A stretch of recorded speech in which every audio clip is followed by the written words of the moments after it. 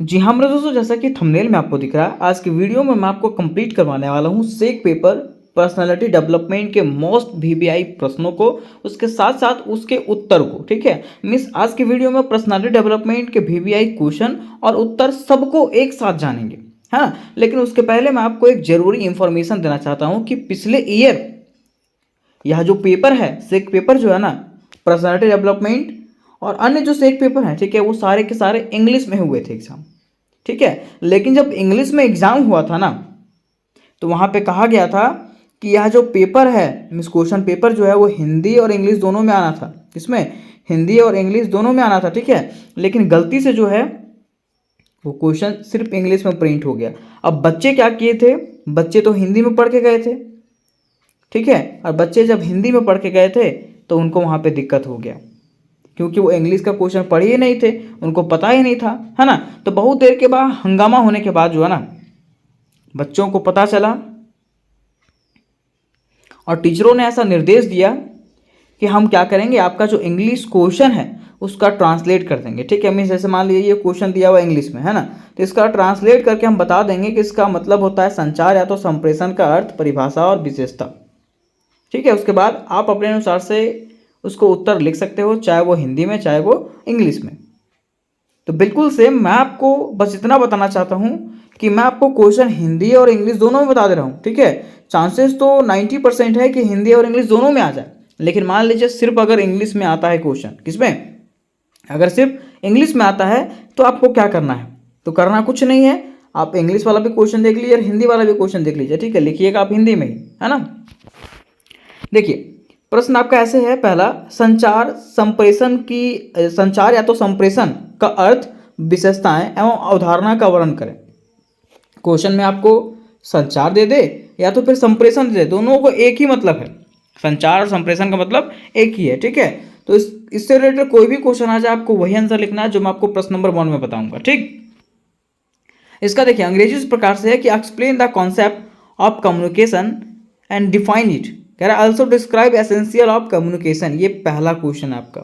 ठीक है, दूसरे क्वेश्चन में मैं आपको कंप्लीट करवाऊंगा एक प्रभावी संचार में क्या क्या गुण होते हैं, एक प्रभावी संचार में क्या क्या गुण होते हैं, तथा यही क्वेश्चन आपको ऐसे भी पूछ सकता है कि प्रभावी संप्रेषण कौशल विकसित करने की रणनीतियां बताइए। ठीक है, इंग्लिश में क्वेश्चन आपको ऐसे पूछ सकता है दोस्तों कि describe the types of communication skills and strategies to develop effective communication skill, है ना। दूसरा क्वेश्चन में मैं आपको ये कंप्लीट करवाने वाला हूँ। फिर क्वेश्चन नंबर 3 में दोस्तों मैं आपको कंप्लीट करवाऊंगा साक्षात्कार क्या है, इसके उद्देश्य क्या है। साक्षात्कार मतलब क्या होता है, इंटरव्यू, है ना। तो ये कह रहा है what is interview and what are its objective. ठीक है, यही क्वेश्चन आपको ऐसे पूछ सकता है कि सफल साक्षात्कार के लिए आवश्यक कौशल बताइए। Explain various skills for successful interview, है ना। तो तीसरे क्वेश्चन में मैं आपको ये कंप्लीट करा दूंगा। देखिए यही क्वेश्चन आपको ऐसे भी पूछ सकता है कि साक्षात्कार कौशल को परिभाषित करिए एवं उनका वर्गीकरण करिए। ठीक है, तो तीनों में से कोई भी क्वेश्चन आ जाए आपको सेम आंसर लिखना है जो मैं आपको क्वेश्चन नंबर 3 में करवाऊंगा।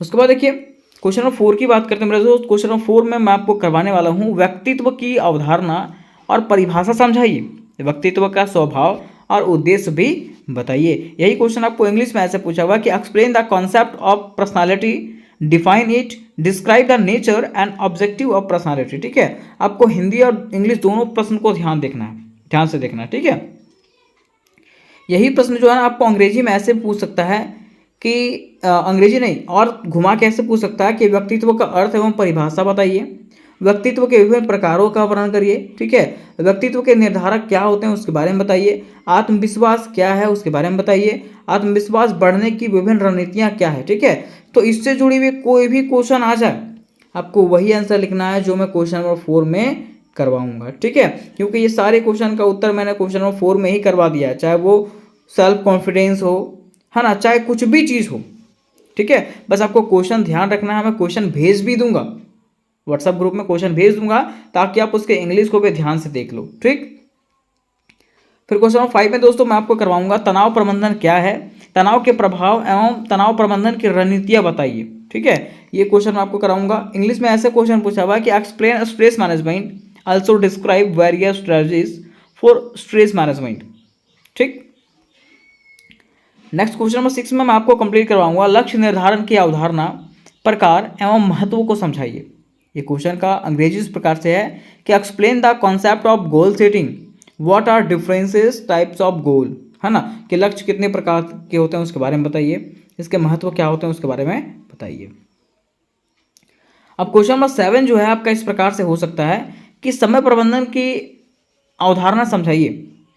इसका अंग्रेजी ऐसे आ सकता है कि explain the concept of time management, है ना। यही क्वेश्चन आपको इस प्रकार से भी घुमा के दे सकते हैं कि समय प्रबंधन से आप क्या समझते हैं, समय प्रबंधन के लिए उपयोगी तकनीकें लिखिए, समय प्रबंधन के लिए लाभ और हानियां लिखिए। बस आपको देखना है टाइम मैनेजमेंट है उसमें कि नहीं है। अगर टाइम मैनेजमेंट आ गया तो जो उत्तर मैं क्वेश्चन नंबर 7 में आपको मैं करवा रहा हूँ, ठीक है, वही आपको क्या करना है, सब में छाप देना है।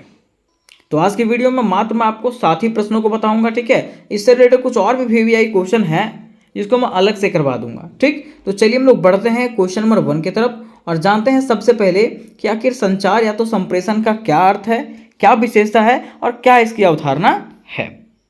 देखिए मेरे दोस्त, क्वेश्चन नंबर 1 हमारा है कि संचार या तो संप्रेषण के अर्थ बताइए, विशेषता एवं इसके अवधारणाओं का वर्णन करें। अब अगर इसके अर्थ, विशेषता और अवधारणा को जानना है तो सबसे पहले हमें यह समझना पड़ेगा कि आखिर संचार किसको कहते हैं या तो संप्रेषण किसको कहते हैं। अगर संचार और संप्रेषण को जानेंगे तभी इसके अर्थ, विशेषताओं और अवधारणाओं को समझ सकते हैं। तो चलिए सबसे पहले हम लोग ये समझते हैं कि आखिर संचार या तो संप्रेषण किसे कहते हैं, ठीक है। तो देखिए दोस्तों, एकदम इजी सा लैंग्वेज में मैं आपको बताने का प्रयास करता हूं कि अगर बात किया जाए संप्रेषण का, किसका, संप्रेषण का, तो संप्रेषण का अर्थ होता है बातचीत करना।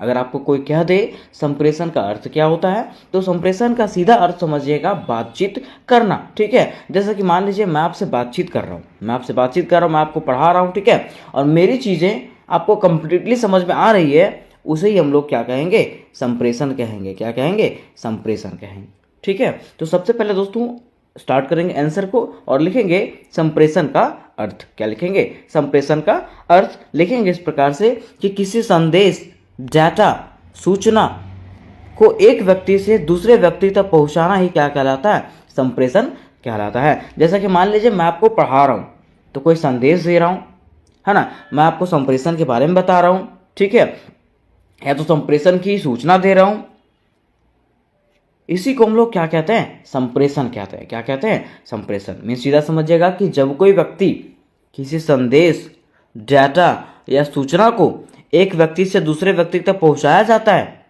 उसे ही हम लोग क्या कहते हैं, संप्रेषण कहते हैं। क्या कहते हैं, संप्रेषण। संप्रेषण को दोस्तों अंग्रेजी में कम्युनिकेशन कहते हैं। क्या कहते हैं, कम्युनिकेशन मीन्स बातचीत करना। आगे देखिए, आसान से शब्दों में इस प्रकार से हम लोग कह सकते हैं कि जब कोई व्यक्ति अपनी मन की बात दूसरे व्यक्ति को बताता है और दूसरा व्यक्ति उसके बातों को समझ लेता है, उसे ही हम लोग क्या कहते हैं, संप्रेषण कहते हैं। क्या कह रहा है कि मान लीजिए मैं हूं, है ना, और आप मेरे दोस्त हैं, ठीक है, तो मैं अपनी बात आपको समझा रहा हूं और आप मेरी बात को समझ गए, उसे ही हम लोग क्या कहते हैं, संप्रेषण कहते हैं। क्या कहते हैं दोस्तों, संप्रेषण कहते हैं, ठीक है। अब आगे कह रहा है कि यह एक ऐसी प्रक्रिया है जिसके माध्यम से हम लोगों के बीच विचारों, सूचनाओं तथा भावनाओं को साझा कर सकते हैं। क्या कह रहा है कि यह एक ऐसी प्रक्रिया होती है, संप्रेषण एक ऐसा जरिया है जिसके माध्यम से हम क्या कर सकते हैं, तो लोगों के बीच जो है ना अपने विचार दे सकते हैं, अपने सूचनाओं को पहुंचा सकते हैं तथा अपनी भावनाओं को भी शेयर कर सकते हैं। जैसे मान लीजिए आप अगर किसी से बातचीत करोगे ही नहीं तो क्या आप अपने सूचनाओं को किसी को दे पाओगे, नहीं, ठीक है। आप अपनी भावनाओं को किसी और से बता पाओगे, आप दुख में हो, ठीक है, तो आप अगर किसी से बातचीत नहीं करोगे, किसी को अपनी भावना नहीं बताओगे तो कैसे हो पाएगा, क्या अपनी भावनाओं को आप साझा कर पाओगे, नहीं कर पाओगे, ठीक है। इसलिए संप्रेषण क्या है, अति आवश्यक है। देखिए यहाँ पे लिखा हुआ है संप्रेषण का मतलब होता है, तो संप्रेषण का मतलब होता है विचारों, भावनाओं, जानकारियों और संदेशों का आदान प्रदान, ठीक है। आपके मन में जो विचार है, आपके मन में जो भावना है, जानकारियां हैं और संदेश है, ठीक है, उसको दूसरों तक पहुंचाना ही क्या कहलाता है, संप्रेषण कहलाता है। आगे कहा जाता है कि मनुष्य अपने विचार, भावनाएं तथा सूचनाएं आदि लगातार दूसरों के सामने प्रकट करते हैं तथा दूसरे के विचारों को तथा भावनाओं को और सूचनाओं को ग्रहण करते हैं। इसी माध्यम को क्या कहते हैं? संप्रेषण कहते हैं। जैसे कि देखिए दोस्तों, हम एक ऐसे समाज में रहते हैं जहाँ पे हम लोग देखते हैं कि कोई भी मनुष्य हो वो क्या करता है, हमेशा ये चाहता है कि वो अपने विचार को, अपने भावना को और अपने सूचनाओं को क्या करता है, दूसरे तक शेयर करता है, तथा दूसरे लोग क्या करते हैं तो अपनी भावनाओं को, अपने विचारों को और अपने सूचनाओं को जो है ना ग्रहण करता है। मैं सीधा समझिएगा कि मैं आपको कुछ बता रहा हूँ, ठीक है, तो आप भी चाहोगे कि आप भी मेरे को कुछ बताओ, ठीक है। यही माध्यम को हम लोग क्या कहते हैं? संप्रेषण कहते हैं। क्या कहते हैं? संप्रेषण। नेक्स्ट पॉइंट पे लिखेंगे इस प्रकार से कि संप्रेषण को अंग्रेजी में कम्युनिकेशन कहते हैं। क्या कहते हैं? कम्युनिकेशन कहा जाता है, ठीक है, जिसका अर्थ होता है जानना या समझना या अपने भावनाओं को, विचारों को, सूचनाओं को, आदि को जानना या समझना, ठीक है। देखिए क्या कहा गया कि संप्रेषण जो वर्ड है इसका अंग्रेजी होता है कम्युनिकेशन। क्या होता है? कम्युनिकेशन, जिसका अर्थ की अगर बात करें तो इसका अर्थ होता है बातचीत करना, जानना या तो समझना। जैसे सीधा इसका मत कहने का अर्थ ये है ना कि आप अगर किसी चीज़ को बता रहे हैं और वो आपकी बातों को समझ गया, दैट मीन्स ये हमारा क्या कहलाएगा? कम्युनिकेशन कहलाएगा। क्या कहलाएगा? कम्युनिकेशन, ठीक है। अब बात यहाँ पे आती है संप्रेषण की परिभाषा का कि आखिर संप्रेषण की क्या क्या परिभाषाएं हो सकती है। तो सबसे पहले लिखेंगे दोस्तों इस प्रकार से कि जब कोई व्यक्ति अपने बात, विचार, भावना, सूचना या अनुभव को दूसरों को बताता है और सामने वाला उसे समझता है, यही माध्यम क्या कहलाता है? संप्रेषण कहलाता है। देखिए हर चीज़ एक ही जैसा है। फिर से यह कह रहा है कि जब कोई व्यक्ति अपने बात को, अपने विचार को, अपनी भावना को तथा अपनी सूचना को जो है ना दूसरों को बताता है और वे जो है उस बात को समझ जाते हैं। जैसे मान लीजिए मैं आपको संप्रेषण के महत्व के बारे में बता रहा हूँ, है ना, और आप मेरी बातों को समझ गए कंप्लीटली, दैट मीन्स यही प्रोसेस हमारा क्या कहलाएगा? तो संप्रेषण कहलाएगा। क्या कहलाएगा? संप्रेषण कहलाएगा, ठीक है। आगे कह रहा है कि यह जो है ना बोलकर, लिखकर, इशारों, तस्वीरों या शरीर की भाषा जैसे कि माथा हिला देना, मुस्कुरा देना, ठीक है, इसके माध्यम से भी किया जा सकता है। संप्रेषण हमारे जीवन का एक जरूरी हिस्सा है, इसके बिना हम समाज में जी नहीं सकते। क्या कह रहा है कि संप्रेषण एक ऐसा माध्यम है ना जो हमारे जीवन से जुड़ा हुआ है, जीवन की गतिविधियों से जुड़ा हुआ है। अगर संप्रेषण नहीं रहा तो हम अपनी बातों को, अपनी सूचनाओं को, अपनी भावनाओं को किसी के सामने शेयर नहीं कर पाएंगे। तो वही कहा गया कि यह जो माध्यम है, मीन्स संप्रेषण जो है वो बोल करके भी किया जा सकता है, लिख करके भी किया जा सकता है तथा इशारों और तस्वीर तथा शरीर के मूवमेंट से भी किया जाता है। अब यहाँ पे कह रहा है संप्रेषण की अवधारणाओं को बताएं। क्या बताएं? संप्रेषण की अवधारणाओं को बताएं कि संप्रेषण की क्या अवधारणा है। तो संप्रेषण की अगर बात करें तो कहा जाता है कि मानव एक सामाजिक प्राणी है। मानव क्या है? एक सामाजिक प्राणी में समाज में रहता है और वह समाज में रहता है। वो कहाँ रहता है? समाज में रहता है, ठीक है। समाज में रहकर वह विचारों का आदान प्रदान करता है। और देखिए कोई भी व्यक्ति अगर समाज में रह रहा है तो वो क्या करेगा? अपने विचारों का आदान प्रदान करेगा ही, वो अपनी बातों को किसी न किसी के पास शेयर करेगा। वही आगे कह रहा है कि प्रत्येक मनुष्य के अपने विचार, भावनाएं एवं सिद्धांत होते हैं जिनका वे दूसरे व्यक्तियों के साथ आदान प्रदान या विनिमय करता है। क्या कह रहा है कि प्रत्येक व्यक्तियों के मन में जो है ना कुछ विचार या तो भावनाएं होते हैं जिसका वे क्या करते हैं? दूसरे व्यक्तियों के साथ में वे क्या करते हैं? आदान प्रदान करते हैं, ठीक है, मीन्स बातचीत करते हैं या परस्पर आदान प्रदान ही संचार अथवा संप्रेषण कहलाता है। मैं सीधा समझिएगा एक दूसरे से बातचीत करना संप्रेषण आपका कहलाएगा। आगे कह रहा है कि संचार एक ऐसी प्रक्रिया है जो दो या दो से अधिक व्यक्तियों के बीच में होता है। क्या कह रहा है कि संचार एक ऐसा प्रक्रिया है जो किसके बीच में होता है? तो दो या दो से अधिक व्यक्तियों के बीच में ही संचार होता है, एक व्यक्ति में संचार होता नहीं है। कह रहा है कि व्यक्ति के अपने कुछ विचार, भावनाएं एवं सिद्धांत होते हैं जिन्हें वे समाज में रह करके अन्य व्यक्तियों के साथ साझा करना चाहता है, क्योंकि यह मानव का स्वभाव है कि वह दूसरों के विचारों को जानना चाहता है और अपने विचारों को दूसरे के सामने प्रकट करना चाहता है। इसके लिए अनेक प्रकार के माध्यमों का उपयोग किया जाता है, जैसे कि संकेत भाषा, क्षेत्र या तो प्रदर्शन में सीधा समझिएगा कि मनुष्य जो है ना सामाजिक प्राणी है और समाज में रह करके वो क्या करता है, अपनी बातों को, अपनी भावनाओं को जो है दूसरे व्यक्तियों तक पहुंचाना चाहता है। कह रहा है मुख्य रूप से विचारों का आदान प्रदान की क्रिया ही संप्रेषण कहलाती है। ठीक है, इस अपने विचारों का जब आदान प्रदान किया जाता है यही माध्यम को संप्रेषण कहते हैं। कह रहा है कि यह विचार के आदान प्रदान की प्रक्रिया नहीं है बल्कि हमें प्राचीन काल से ही इस परंपरा देखने को मिलती है। मैं कह रहा हूँ यह जो परंपरा है, ठीक है, विचार को आदान प्रदान करने की जो प्रक्रिया है, ठीक है, ये हमें प्राचीन काल से ही मिलती आ रही है। कहाँ से? प्राचीन काल से ही मिलती आ रही है। यार आदि मानव अपने विचारों को संकेतों के माध्यम से साझा करते थे क्योंकि उस समय भाषा का अभाव था। देखिए कहा जा रहा है कि अगर आदि मानवों की बात करें तो आदि मानव भी क्या करते थे, संप्रेषण किया करते थे, अपने विचारों को साझा किया करते थे। लेकिन कैसे? तो सांकेतिक माध्यम से। क्यों? क्योंकि उनके पास उस समय भाषा का अभाव था, उस समय भाषा का चलन नहीं था। कह रहा है जैसे जैसे मानव सभ्यता का विकास और भाषाएं विकसित हुई संप्रेषण के माध्यम भी विकसित होने लगे। मीन्स कह रहा है जैसे जैसे हमारा देश, हमारा मानव सभ्यता विकसित हुआ, विकास हुआ, वैसे वैसे यहाँ पे भाषा भी क्या हुई, विकसित हुई। कह रहा है संप्रेषण के माध्यम भी विकसित होने लगे। ठीक है, यहाँ पे जो है ना संप्रेषण के कई माध्यम भी जो है ना विकसित होने लगे थे। कह रहा वर्तमान समय में सूचना एवं तकनीकी के क्षेत्र में अधिक विकास होने के कारण संप्रेषण की प्रणाली ही बदल गई है।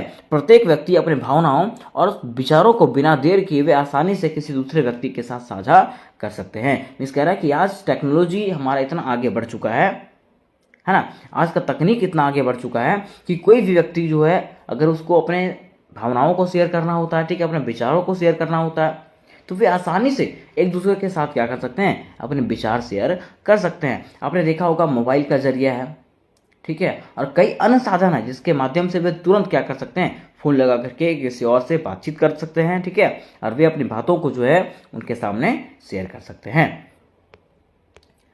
क्या है, जिसके लिए कई माध्यमों का विकास हुआ जैसे कि mobile phone, radio, WhatsApp, Facebook, Instagram, है ना। ये सब ऐसे माध्यम है जिसके माध्यम से लोग क्या कर सकते हैं, कम्युनिकेशन कर सकते हैं, अपने विचारों को जो है दूसरों के सामने शेयर कर सकते हैं।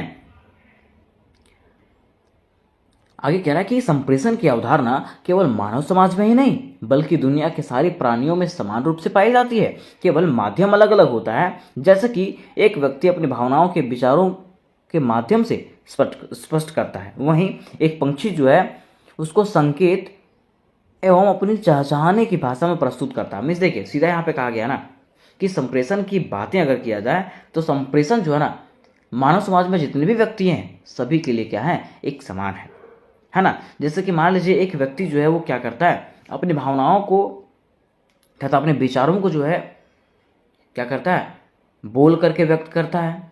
उसी प्रकार से एक पंछी भी क्या करती है, सांकेतिक माध्यम से और चहचहाने के माध्यम से क्या करती है, भाषा प्रस्तुत करती है और उस प्रकार से अपनी क्या करती है, विचारों को आदान प्रदान करती है। कह रहा है इस प्रकार संप्रेषण सारे व्यक्ति एवं प्राणियों द्वारा संपन्न होता है। हमें सीधा समझिएगा कि संप्रेषण जो है इस जगत में जितने भी प्राणी हैं, जीव जंतु हैं, सबके द्वारा किया जाता है। अब हमारा मेन क्वेश्चन था दोस्तों, संप्रेषण का महत्व। प्रश्न क्या था, संप्रेषण का महत्व कि बताइए कि आखिर संप्रेषण की क्या इंपॉर्टेंस है। तो देखिए अगर बात किया जाए संप्रेषण के महत्व का तो सबसे पहला इसका महत्व है सोच और भावना को व्यक्त करना। अगर हम लोग संप्रेषण करते हैं तो इसका मेन उद्देश्य होता है अपनी बातों को व्यक्त करना, अपनी सोच को व्यक्त करना। वही कह रहा है कि हर इंसान के मन में कोई ना कोई बात होती है और जब हम अपनी बात दूसरों को बताते हैं तो वे हमें समझ पाते हैं। अगर हम संप्रेषण नहीं कर पाएंगे तो हम अपने मन की बात किसी और को बता ही नहीं पाएंगे। देखिए मैं सीधा कहा गया कि संप्रेषण का सबसे पहला महत्व है सोच और भावनाओं को व्यक्त करना। मान लीजिए हमारे मन में कोई कन्फ्यूजन चल रहा है, ठीक है, और जब तक हम किसी को बताएंगे नहीं तब तो वो कन्फ्यूजन दूर हो पाएगा क्या, नहीं दूर हो पाएगा। ठीक है, मीन्स अपने बातों को हम दूसरों के सामने शेयर करेंगे ही नहीं, है ना, तो हमारा वो चीज़ क्लियर हो पाएगा, नहीं हो पाएगा। ठीक है, तो इसका पहला जो महत्व है वो है सोच और भावना को व्यक्त करना ताकि आपके मन को शांति मिल सके। दूसरा, अच्छे रिश्ते बनाने में मदद। कह रहा है कि संप्रेषण से ही दोस्ती, प्यार, समझ और विश्वास बनते हैं। अगर आप कम बातचीत करते हैं, ठीक है, तो आपके साथ उतना गहरी दोस्ती नहीं हो पाएगी, ठीक है। वही कह रहा है कि संप्रेषण से ही क्या बनती है, दोस्ती बनती है, प्यार और समझ और विश्वास बनते हैं। परिवार में, दोस्तों में या दफ्तर में जब हम खुल कर के बात करते हैं तो रिश्ते क्या होते हैं, मजबूत होते हैं, और इस प्रकार से क्या होती है, गलतफहमियां जो होती है हम लोगों के बीच में वो दूर होती है, और हमारा जो बॉन्ड है वो क्या होता है, मजबूत होता है। फिर तीसरा इसका इंपॉर्टेंस है शिक्षा का माध्यम। ये क्या है, शिक्षा का भी माध्यम है। मान लीजिए अगर संप्रेषण रहेगा ही नहीं तो मैं आपको कैसे पढ़ा पाता, मैं आपको कैसे बताता, है ना। वही कह रहा है कि अगर संप्रेषण ना हो तो शिक्षक विद्यार्थियों को पढ़ा ही नहीं सकते। शिक्षक अपनी बात समझा करके पढ़ाते हैं और विद्यार्थी सवाल पूछते हैं, ठीक है। और यह जो पॉसिबल है वो किसके कारण होता है, तो संप्रेषण के कारण ही पॉसिबल हो पाता है। नेक्स्ट हमारा पॉइंट है संगठन या ऑफिस में काम करना आसान बनता है, ठीक है। ये इसका इंपॉर्टेंस है। कह रहा है कि जहाँ लोग एक साथ काम करते हैं वहाँ सही जानकारी और निर्देश एक दूसरे को देना बहुत ज़रूरी है। मान लीजिए हम लोग एक जगह कहीं काम कर रहे हैं, है ना, तो अगर काम कर रहे हैं तो वहाँ पे बातचीत किए बिना आप रह सकते हो क्या, नहीं। आपको अगर आपको इन्फॉर्मेशन पहुँचाना है किसी को, ठीक है, तो क्या बिना बातचीत किए रह सकते हो, नहीं। वही कह रहा है कि जहाँ लोग एक साथ काम करते हैं वहाँ सही जानकारी और निर्देश एक दूसरे को देना बहुत ज़रूरी होता है। जब संप्रेषण अच्छा होता है तो काम जल्दी और सही ढंग से भी पूरा होता है। ये इसका चौथा इंपॉर्टेंस रहा था। फिर देखिए इसका पांचवा इंपॉर्टेंस है सही निर्णय लेने में मदद करता है। मीन्स अगर आपके पास संप्रेषण की क्षमता है तो आप क्या कर सकते हैं, सही निर्णय ले सकते हैं। कह रहा है कि अगर हमें सही जानकारी मिलती है तो हम सोच समझ करके अच्छा निर्णय ले सकते हैं। यह जानकारी हमें संप्रेषण से ही मिलती है। फिर देखिए हमारा छठा पॉइंट है आत्मविश्वास बढ़ता है। मीन संप्रेषण का छठा महत्व है कि इससे क्या होता है, हमारे अंदर का जो कॉन्फिडेंस है ना वो जागता है। कह रहा है कि जो व्यक्ति अच्छा संप्रेषण करता है वह खुद को अच्छी तरह से व्यक्त कर पाता है। जो व्यक्ति जो है ना क्या करता है, जो अच्छे तरीके से बातचीत करता है ना वो क्या करता है, अपने आप को अच्छी तरह से व्यक्त भी करता है, अपनी बातों को जो है दूसरों के सामने प्रकट करता है, ठीक है। और जब वह अपनी बातों को समझाने में सक्षम होता है ना तो उसके अंदर क्या होता है, आत्मविश्वास बढ़ता है। वह कह रहा है कि इससे उसका आत्मविश्वास बढ़ता है और वह जीवन में आगे बढ़ता है, ठीक है। तो ये हमारा छठा क्या हो गया, संप्रेषण का महत्व हो गया। अब बारी आती है इसके निष्कर्ष का, लेकिन इसके पहले मैं आपको बताना चाहता हूं दोस्तों कि इससे रिलेटेड जितने भी प्रश्न हैं सारे के सारे प्रश्न आपको करवाए गए हैं, जिसका लिंक आपको डिस्क्रिप्शन बॉक्स में मिल जाएगा। और अगर इससे रिलेटेड आपके मन में कोई सवाल उठ रहे होंगे तो मुझे कमेंट करके अवश्य बताएं, है ना। देखिए निष्कर्ष में हम लोग इस प्रकार से लिखना है कि संप्रेषण हमारे जीवन का एक जरूरी हिस्सा है। अगर बात करें कम्युनिकेशन का तो संप्रेषण जो है ना हमारे जीवन का एक अभिन्न हिस्सा के जैसा है। इसके बिना हम ना तो विचार दूसरों तक पहुंचा सकते हैं और ना ही दूसरों की बातों को हम लोग समझ सकते हैं। यह हमें जोड़ता है, सिखाता है और समाज को आगे बढ़ाता है। क्या संप्रेषण ही क्या करता है, हम लोगों को एक दूसरे के साथ जोड़ता है, हम लोगों को सिखाता है और समाज को आगे बढ़ाता है। इसलिए संप्रेषण का हमारे जीवन में, हमारे समाज में, हमारे देश में बहुत बड़ा महत्व है और बहुत बड़ा योगदान है। तो उम्मीद करते हैं मेरे दोस्त कि ये प्रश्न आपको समझ में आया होगा। तो आज का क्वेश्चन हमारा होने वाला है कि एक प्रभावी संचार में क्या क्या गुण होते हैं। क्वेश्चन क्या है कि एक प्रभावी संचार में क्या क्या गुण होते हैं, ठीक है। अब देखिए जब हम लोग ये क्वेश्चन पढ़ते हैं ना तो क्वेश्चन पढ़ने के बाद हमारे माइंड में एक सवाल आता है कि आखिर प्रभावी संचार क्या है ना।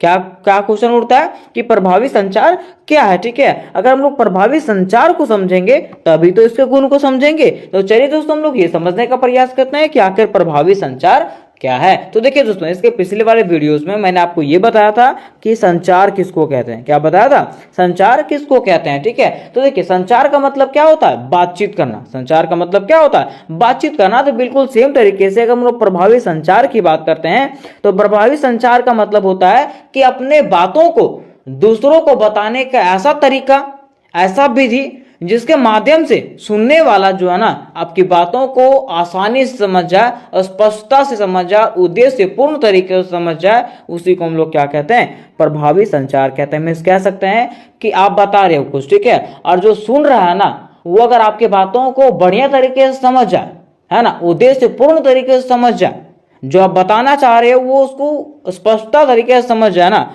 उसी को हम लोग क्या कहते हैं, प्रभावी संचार कहते हैं। क्या कहते हैं, प्रभावी संचार कहते हैं। ठीक है, अब देखिए यहाँ पे क्वेश्चन पूछा जाता है कि मान लीजिए प्रभावी संचार को अंग्रेजी में क्या कहा जाता है, प्रभावी संचार को अंग्रेजी में क्या कहा जाता है। ठीक है, तो प्रभावी संचार को अंग्रेजी में इफेक्टिव कम्युनिकेशन कहा जाता है। क्या कहा जाता है, इफेक्टिव कम्युनिकेशन कहा जाता है। ठीक है, तो यहां तक हम लोगों ने शॉर्ट भाषा में ये समझ लिया कि प्रभावी संचार क्या है। क्या समझ गया कि प्रभावी संचार क्या है। ठीक है, लेकिन अब जो है ना हम लोग ये समझेंगे कि आखिर एग्जामिनेशन में आपको विस्तृत रूप में किस प्रकार से लिखना है। ठीक है, तो देखिए आपको स्टार्ट करना है परिभाषा से। एग्जामिनेशन में अगर आएगा तो आपको कहां से स्टार्ट करना है, परिभाषा से, और लिखना इस प्रकार से है कि अपने विचारों, ज्ञान, राय और डेटा का आदान प्रदान करने की ऐसी प्रक्रिया जिससे संदेश स्पष्टता और उद्देश्य के साथ समझा जा सके, उसे प्रभावी संचार कहते हैं। बिल्कुल मैंने सेम तरीके से बताया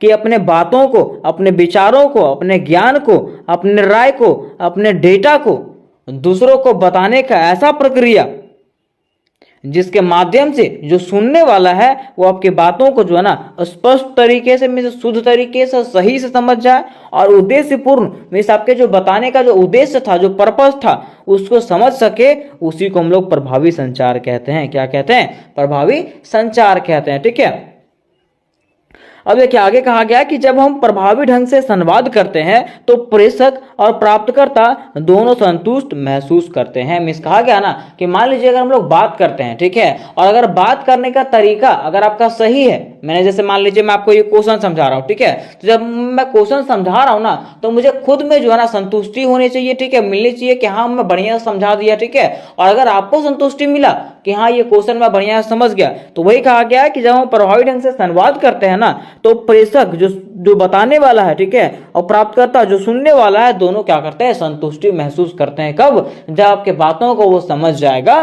तब। ठीक है, तो इसी को हम लोग क्या कहते हैं, प्रभावी संचार कहते हैं। तो इस प्रकार से आपको परिभाषा लिख देना है, या तो अथवा में आप लिख सकते हो इस प्रकार से कि जब कोई व्यक्ति अपने बातें कहने समय या तो कहते समय अच्छी और प्रभावी शब्दों का चयन करता है। जैसे मान लीजिए मैं आपको कुछ बता रहा हूँ, ठीक है, तो मैं आपको बता रहा हूँ, जैसे मान लीजिए मैं ये क्वेश्चन समझा रहा हूँ, ठीक है, तो क्वेश्चन समझाने के समय क्या कर रहा हूँ, कुछ एग्जाम्पल भी दे रहा हूँ, ठीक है, और ऐसे ऐसे भाषाओं का प्रयोग कर रहा हूँ, मीन्स ऐसे शॉर्ट भाषाओं का प्रयोग कर रहा हूँ जिससे आपको ये तुरंत समझ में आ जाए, है ना। तो वही कहा गया कि जब कोई व्यक्ति अपने बात कहते समय अच्छे और प्रभावी शब्दों का चयन करता है और बड़ी ही खूबसूरती के साथ अपने वाक्यों को पूरा करता है, तो उसी को हम लोग क्या कहते हैं, प्रभावी संचार कहते हैं। मीन्स बताने का ऐसा तरीका जिससे आपके माइंड में वो चीजें सेट हो जाए, उसी को हम लोग प्रभावी संचार कहते हैं। क्या कहते हैं, प्रभावी संचार। क्योंकि संचार का मतलब मैंने आपको बताया था, बातचीत करना। क्या होता है, बातचीत करना। ठीक है,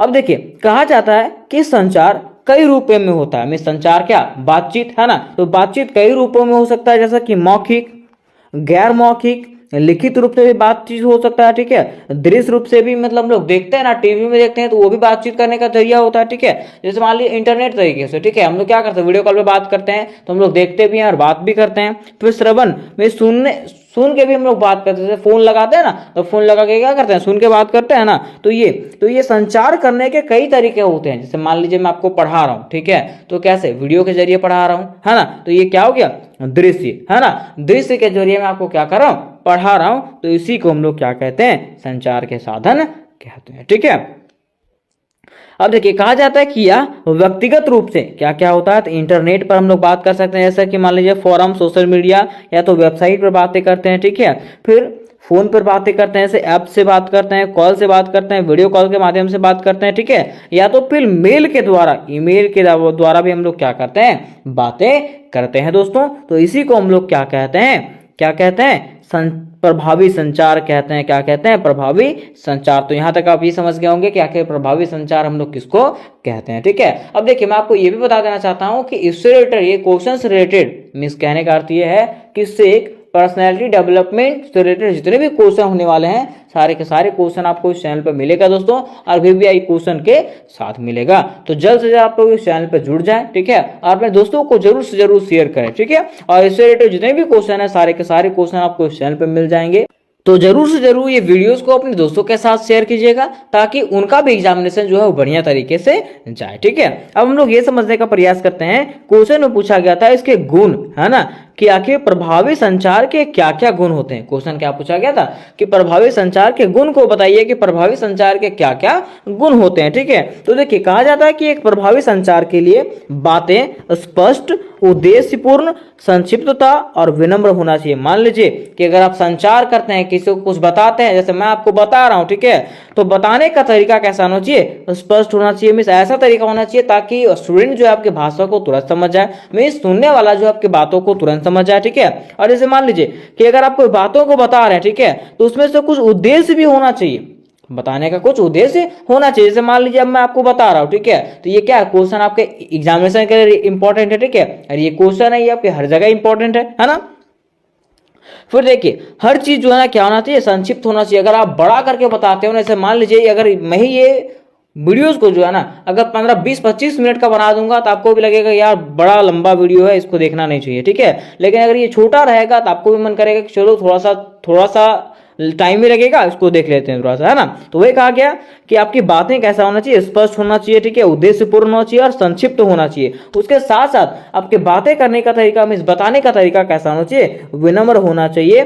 उसी को हम लोग एक प्रभावी संचार कहते हैं। और कहा गया कि जिसका विस्तृत वर्णन, जिसका बड़े तरीके से वर्णन जो है निम्नलिखित रूपों में किया गया है। तो चलिए हम लोग उसको भी देख लेते हैं थोड़ा सा। ठीक है, देखिए पहला इसका गुण क्या है, स्पष्ट। क्या होना चाहिए, स्पष्ट। मीन अगर आप अपने बातों को बता रहे हैं, ठीक है, किसी के सामने रख रहे हैं अपने बातों को, अपने उद्देश्यों को किसी के सामने रख रहे हैं, तो आपके बातें कैसा होना चाहिए, स्पष्ट होनी चाहिए। तो कहा गया कि प्रभावी संचार का पहला मुख्य गुण क्या होता है, स्पष्टता होता है। क्या होता है, स्पष्टता। अर्थात कहने का अर्थ ये है कि सूचना के प्रसारण के लिए, सूचना को आगे बताने के लिए, में दूसरों तक बताने के लिए संदेश को स्पष्ट रूप से बताना चाहिए। ठीक है, संदेश को क्या करना चाहिए, स्पष्ट रूप से, में सही तरीके से बताना चाहिए, शुद्ध तरीके से बताना चाहिए। ठीक है, कहा गया कि ऐसा करने के कई तरीके हैं, मीन्स शुद्ध रूप से बताने के कई तरीके होते हैं। जैसा कि हम उदाहरण के लिए बताया गया कि वाक्य छोटे और सरल होने चाहिए। मान लीजिए अगर आप कोई वाक्य बता रहे हैं तो वाक्य कैसा होना चाहिए, छोटा होना चाहिए और सरल होना चाहिए, मीन्स आसान होना चाहिए, ताकि लोग पढ़ें तो उसको एक बार में समझ में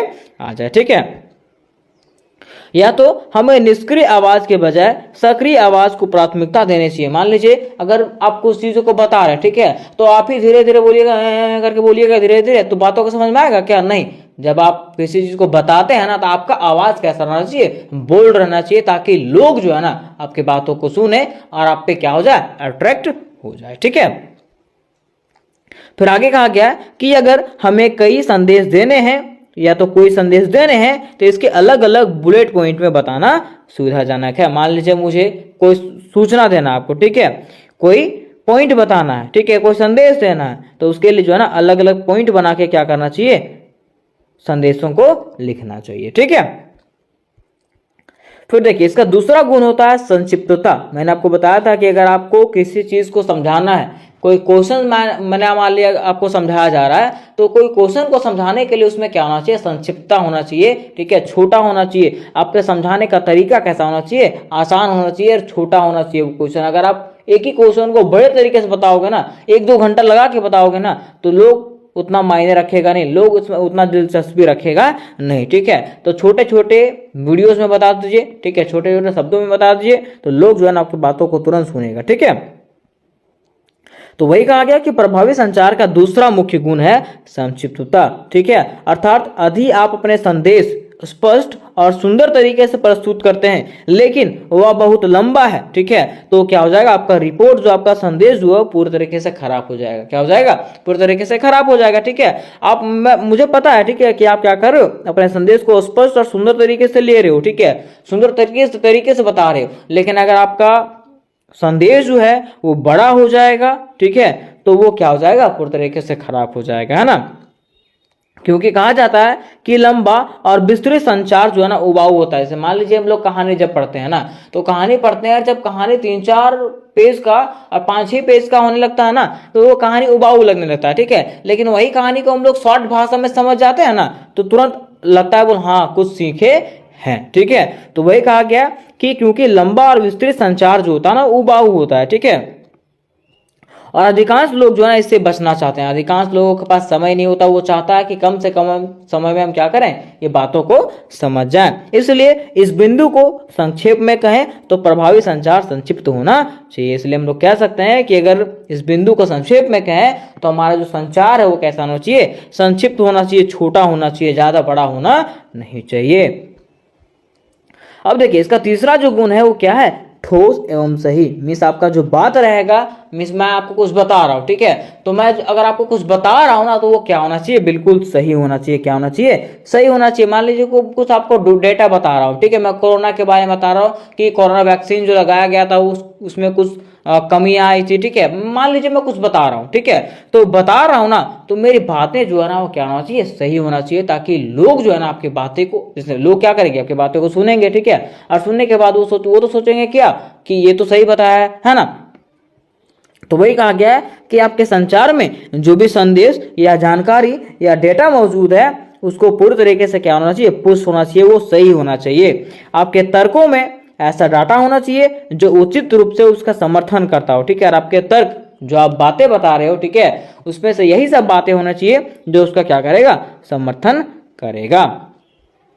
कहा जाता है कि एक ठोस तर्क को समझना हमेशा आसान होता है, और मान लीजिए अगर कुछ सही चीज है ना तो उसको समझना क्या होता है, हमेशा आसान होता है। तो ये इसका तीसरा गुण है। फिर देखिए इसका चौथा गुण की बात करें तो सुसंगत या तो सुव्यवस्थित। मिस मान लीजिए अगर आप कोई कहानी बता रहे हो, ठीक है, और कहानी को आप लास्ट से ही बताना चालू कर दोगे तो क्या उसको समझ में आएगा, नहीं। अगर आप कोई कहानी बता रहे हो तो उसको शुरू से बताना पड़ेगा कि क्या क्या हुआ था। अब लास्ट वाला शुरू कर दीजिएगा पहले से तो समझ में आएगा, नहीं समझ में आएगा, ठीक है। तो वही कहा गया कि मान लीजिए आप कोई कहानी सुना रहे हैं, आप क्या कर रहे हैं, कोई कहानी सुना रहे हैं, ठीक है, तो अगर आप कहानी के बीच वाले हिस्से से शुरू करते हैं, मिस मान लीजिए अगर आप कहानी को जो है ना बीच से शुरू कर देते हैं, या तो अगर आप कहानी के अंत से शुरुआत करते हैं, ठीक है, तो क्या होगा, लोग जो है मतलब आपके कहानी का जो उद्देश्य है उसको समझ ही नहीं पाएगा, ठीक है, वो कहानी को समझ में ही नहीं आएगा किसी को, है ना। तो वही कहा गया है कि बेशक कहानी सुनने का पूरा उद्देश्य ही बेकार हो जाएगा, मीन्स उसका जो उद्देश्य है वो क्या हो जाएगा, बिल्कुल खराब हो जाएगा। इस तरीके से जब आप अपनी बातें कह रहे हो ना तो उसको क्या करना चाहिए, सुसंगत करना चाहिए, मीन्स शुरुआत से बताना चाहिए, ठीक है, ऐसा नहीं कि सस्पेंस पे रखना चाहिए, कभी लास्ट वाला बता दें कभी शुरू वाला बता दें, ठीक है। तो अगर आप अपने बातों को बता रहे हो ना तो सुसंगत तरीके से बताना चाहिए, ऐसा तरीके से बताना चाहिए ताकि लोगों को स्पष्ट तरीके से आपकी बातें समझ में आ जाए। आपको यह समझने की जरूरत है कि कहाँ क्या कहा जाना चाहिए और कब कहा जाना चाहिए, ठीक है, उसमें आपको ये समझना पड़ेगा ना कि कौन से बातें हमको कब कहना है और कहाँ कहना है, ठीक है, और कब कब यूज करना है। तो उसी को हम लोग क्या कहते हैं, प्रभावी संचार कहते हैं। क्या कहते हैं, प्रभावी संचार कहते हैं, ठीक है। अब देखिए इसका पांचवा जो गुण है वो क्या है, विनम्र। क्या है, विनम्र। जैसे कि मान लीजिए अगर आप किसी चीज को मतलब किसी को कुछ बता रहे हैं, ठीक है, तो अगर किसी को कुछ बता रहे हैं ना तो आपको सुनने का भी गुण होना चाहिए। मान लीजिए आप बता रहे हो, ठीक है, तो उसके बातों को भी तो आपको सुनना पड़ेगा, वो आपके बातों को बढ़िया सुन रहा है, ठीक है, तो आपका भी फर्ज बनता है कि आप भी क्या करो, उसके बातों को ध्यान से सुनो, ठीक है, और विनम्र पूर्वक से सुनो। तो वही कहा जाता है कि हम जानते हैं कि सभी व्यावसायिक संचार में कुछ हद तक औपचारिकता होनी चाहिए। कहने का अर्थ यह है कि प्रस्तुतकर्ता जो स्पीकर होता है, जो बोलने वाला होता है, वो सूचना प्राप्त करने वाले के साथ ईमानदार, सम्मानजनक और विचारशील और खुला विनम्र होने की पूरी कोशिश करनी चाहिए। मान लीजिए कि जो बोलने वाला होता है, जो बोल रहा होता है, ठीक है, उसको ये ध्यान रखना चाहिए कि जो सूचना प्राप्त कर रहा है उसको ऐसा नहीं लगना चाहिए कि मैं कुछ गलत बातें को बता रहा हूँ, ठीक है, या तो उसको डांट रहा हूँ, ऐसा लगना चाहिए क्या, नहीं। उसको जो है ना आपको क्या करना पड़ेगा, एकदम काइंड तरीके से, काइंड हार्टेड तरीके से जो है ना दयालुता तरीके से उसको सारा चीज समझ में आना चाहिए, ठीक है। उसी को हम लोग क्या कहते हैं दोस्तों, तो प्रभावी संचार कहते हैं, ठीक है। तो यहां तक हम लोगों ने ये क्वेश्चंस को समझ गया और मैं उम्मीद करता हूं कि ये क्वेश्चन आपको समझ में आ गया होगा। तो आज का प्रश्न हमारा है, साक्षात्कार कौशल को परिभाषित कीजिए एवं उनका वर्गीकरण कीजिए। प्रश्न क्या है, साक्षात्कार कौशल को बताइए और उसका वर्गीकरण करिए। तो सबसे पहले यहाँ पे हम लोग समझेंगे कि आखिर साक्षात्कार कौशल का मतलब क्या होता है, क्योंकि अगर हम लोग इसको समझ जाएंगे तो इसका वर्गीकरण करना जो है वो क्या हो जाएगा, आसान हो जाएगा, है ना। तो देखिए मेरे दोस्तों, मैं आपको बता देना चाहता हूं कि जहां भी आपको साक्षात्कार शब्द दिख जाए, क्या दिख जाए, साक्षात्कार शब्द दिख जाए, आपको इसका मतलब सीधा समझना है इंटरव्यू।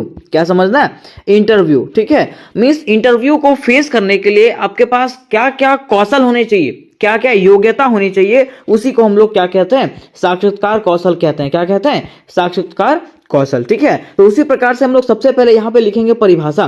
क्या लिखेंगे, परिभाषा, और लिखेंगे इस प्रकार से कि साक्षात्कार कौशल को अंग्रेजी में क्या कहते हैं, इंटरव्यू स्किल्स कहते हैं। क्या कहते हैं, इंटरव्यू स्किल्स। कोई पूछेगा साक्षात्कार कौशल को अंग्रेजी में क्या कहते हैं, तो इंटरव्यू स्किल्स कहते हैं। क्या कहते हैं, इंटरव्यू स्किल्स। इसका अर्थ होता है ऐसा योग्यता एवं तकनीक जो साक्षात्कार के दौरान, मीन्स इंटरव्यू के दौरान एक व्यक्ति को सफल बनाने में मदद करता है। मीन्स कह सकते हैं कि ऐसी योग्यता और तकनीक जिसके माध्यम से व्यक्ति जो है इंटरव्यू में सफल हो सकता है, उसी को हम लोग क्या कहते हैं, साक्षात्कार कौशल कहते हैं, या तो इंटरव्यू स्किल्स कहते हैं। यहां तक आप समझ गए होंगे कि आखिर इंटरव्यू स्किल्स किसको कहते हैं, साक्षात्कार कौशल किसको कहते हैं। कह रहा है कि ये कौशल किसी व्यक्ति की सोचने, संवाद करने और अपने व्यक्तित्व को प्रस्तुत करने की क्षमता को बेहतर करता है। ये क्या करता है, तो ये कौशल जो है ना, किसी व्यक्ति की सोचने की शक्ति, संवाद में बातचीत करने की शक्ति और अपने व्यक्तित्व को प्रस्तुत करने की क्षमता को बेहतर करता है। ठीक है, बेहतर बनाता है ना। अगर आप ये चीज नहीं समझे तो यहां पे समझिएगा कि साक्षात्कार कौशल का मतलब है किसी इंटरव्यू में अच्छे से जवाब देना। कोई अगर आप इंटरव्यू फेस कर रहे हैं तो उसमें अच्छे से जवाब देना, खुद को प्रभावी ढंग से प्रस्तुत करना। ठीक है, मीन्स अपने आप को परफेक्ट रखना। ठीक है, कॉन्फिडेंस रखना, इसकी योग्यता में शामिल है। अब देखिए यहां पे कह रहा है कि इसमें शामिल है, इसमें शामिल है, मीन्स आखिर इंटरव्यू स्किल्स में क्या क्या चीजें शामिल होती है उसके बारे में हम लोग थोड़ा सा जानकारी ले लेते हैं। तो पहला हमारा है संचार कौशल। ठीक है, अगर आप इंटरव्यू फेस कर रहे हैं तो सबसे पहले आपको बातचीत करने का जरिया पता होना चाहिए, मीन्स बातचीत करने का तरीका पता होना चाहिए। ठीक है, वही कह रहा है कि साफ और आत्मविश्वास से बात करना, ये चीज पहला होना चाहिए। ठीक है, दूसरा प्रस्तुति। प्रस्तुति का मतलब क्या है कि अपने व्यक्तित्व, क्षमता को बेहतर से दिखाना। ठीक है, मीन्स कह सकते हैं कि आपको पहनावा वगैरह, ठीक है, आपका बॉडी लैंग्वेज जो है वो सही से होना चाहिए। तीसरा चीज तैयारी, जिस चीज के लिए आप इंटरव्यू देने के लिए गए हैं उसका तैयारी करके जाना। वही कहा गया कि इंटरव्यू के सवालों और कंपनी संगठन के बारे में जानकारी रखना। अगर आप इंटरव्यू फेस करने जा रहे हो, ठीक है, तो ये सब चीजों की जानकारी आपको होनी चाहिए। चौथा शारीरिक भाषा, मीन्स कह सकते हैं कि आपको कॉन्फिडेंस होना चाहिए। ठीक है, और कॉन्फिडेंस दिखाने के लिए बॉडी लैंग्वेज जैसे कि आंखों का संपर्क, ठीक है, और मुस्कान जो आपके चेहरा पे होना चाहिए। मीन्स ऐसा लगना चाहिए कि आप कॉन्फिडेंस हैं, है ना। तो ये सब चीज जो है वो किसके अंतर्गत में आता है, इंटरव्यू स्किल्स के अंतर्गत में आता है ना। अब हमारा क्वेश्चन था कि साक्षात्कार कौशल के महत्व को बताइए, उसके साथ साथ इसका वर्गीकरण कीजिए। ठीक है, तो सबसे पहले हम लोग समझते हैं कि आखिर साक्षात्कार कौशल जो है, मीन्स इंटरव्यू स्किल जो है, उसका क्या महत्व होता है ना। तो कहा गया कि साक्षात्कार कौशल का उद्देश्य यह सुनिश्चित करना है कि साक्षात्कारकर्ता, मीन्स कह सकते हैं कि इंटरव्यूअर जो होता है, जो इंटरव्यू देता है, उसके सामने आप आत्मविश्वास और स्पष्टता के साथ में अपने विचार व्यक्त कर सके। मीन्स इसका उद्देश्य यही होता है कि जो इंटरव्यूअर है उसके सामने आप क्या कर सकें, कॉन्फिडेंस से अपने विचारों को व्यक्त कर सकें, अपने बातों को व्यक्त कर सकें। ये जो कौशल होती है वो नौकरी, शोध, शिक्षा या अन्य प्रकार के साक्षात्कार में उपयोगी होता है। ठीक है, हमें कह सकता है ना कि ये जो कौशल होती है हमारे पास, ठीक है, ये जो स्किल्स होते हैं, ये किसी भी प्रकार के इंटरव्यू के लिए जरूरी होता है, चाहे वो शिक्षा के लिए हो, चाहे वो नौकरी के लिए हो, चाहे वो किसी प्रकार के भी इंटरव्यू हो, सभी के लिए जो है ना ये जरूरी होता है ना। तो ये था साक्षात्कार कौशल का महत्व। अब हम लोग समझेंगे साक्षात्कार कौशल का वर्गीकरण कि आखिर इसको कितने भागों में बांटा गया है। तो कहा गया है कि साक्षात्कार कौशल को मुख्य रूप से 3 भागों में बांटा गया है। कितना, 3 भागों में वर्गीकृत किया गया है, जिसका वर्णन निम्नलिखित रूपों में किया गया है। ठीक है, तो पहला इसका जो भाग है वो है मूलभूत कौशल। क्या है, बेसिक कौशल जो हमारे पास होना चाहिए, वो क्या होना चाहिए।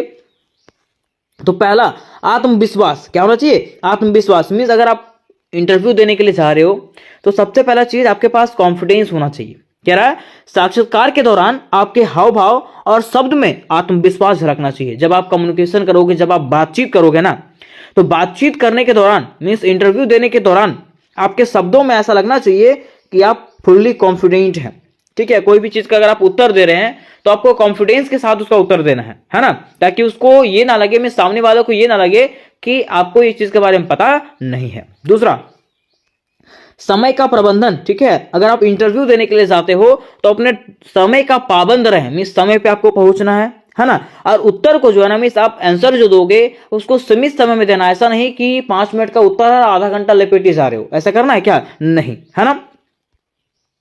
तीसरा चीज, आत्म प्रस्तुति। आत्म प्रस्तुति का मतलब क्या है? आपका पहनावा, शारीरिक भाषा, मीन्स कह सकते हैं बॉडी लैंग्वेज और व्यवहार इंटरव्यू में आपकी छवि को प्रभावी बनाता है, ठीक है। मीन्स अगर आपका बॉडी लैंग्वेज सही है, आपका पहनावा सही है ना, आपका व्यवहार सही है, तो इससे जो है इंटरव्यू जो है और भी क्या हो जाएगा? अच्छा हो जाएगा, है ना। तो ये सब चीज जो है वो किस में आता है? मूलभूत कौशल में आता है, मीन्स बेसिक स्किल्स में आता है ना। अब हमारा दूसरा इसका जो भाग है वो है संचार कौशल। क्या है संचार कौशल? मीन्स अगर आप इंटरव्यू फेस कर रहे हो तो संचार कौशल आपका कैसा रहना चाहिए? कम्युनिकेशन स्किल्स कैसा रहना चाहिए? तो कह रहा है सुनने की कौशल, आपके पास जो है सुनने की कौशल होना चाहिए। सुनने की कौशल मतलब अगर सामने वाला कुछ कह रहा है तो आपको ध्यान से सुनना पड़ेगा। वही कह रहा है कि साक्षात्कारकर्ता के प्रश्नों को ध्यान से सुनना और समझना, कि जो इंटरव्यूअर है उसके प्रश्नों को ध्यान से सुनना कि आखिर वो क्या कह रहे हैं, है ना, और उसको समझना। ये कौशल होता है किसका? एक इंटरव्यू का, इंटरव्यूअर का, है ना। दूसरा कह रहा स्पष्टता, ठीक है, कि अगर आप इंटरव्यू फेस करने के लिए जा रहे हो ना तो आपके विचारों में, आपके बातों में जो है ना स्पष्टता होनी चाहिए, क्लियरता होना चाहिए, ठीक है। ऐसा नहीं कि आप फंस के बोलो, है ना, ऐसा नहीं करना, ठीक है। आपको जो भी बोलना है एकदम स्पष्ट तरीके से कहना है। वह कह रहा है कि उत्तर देते समय अपने विचारों को सरल मतलब समझते एकदम आसान भाषा में और स्पष्ट रूप से प्रस्तुत करें, ताकि जो सामने वाला है उसको तुरंत आपकी बातों को समझ में आ जाए, है ना। फिर तीसरा है शब्द चयन। क्या है? शब्द चयन। शब्द चयन का मतलब है कि पेशेवर और उपयुक्त भाषा का उपयोग करना, ठीक है। मीन्स ऐसे भाषा का उपयोग करना जो हम लोग भी जानते हैं और वो लोग भी जानता है। मीन्स हिंदी या तो इंग्लिश, जो भी भाषाएं हैं वही भाषा का यूज करना, ठीक है। तो ये जो है हमारा दूसरा वर्गीकरण था, दूसरा भाग था किसका? साक्षात्कार कौशल का, है ना। अब हम लोग जानेंगे इसके तीसरे भाग को, जो है तकनीकी एवं विषयगत कौशल। क्या है? तकनीकी एवं विषयगत कौशल, जिसको हम लोग कहते हैं technical and subject specific skills.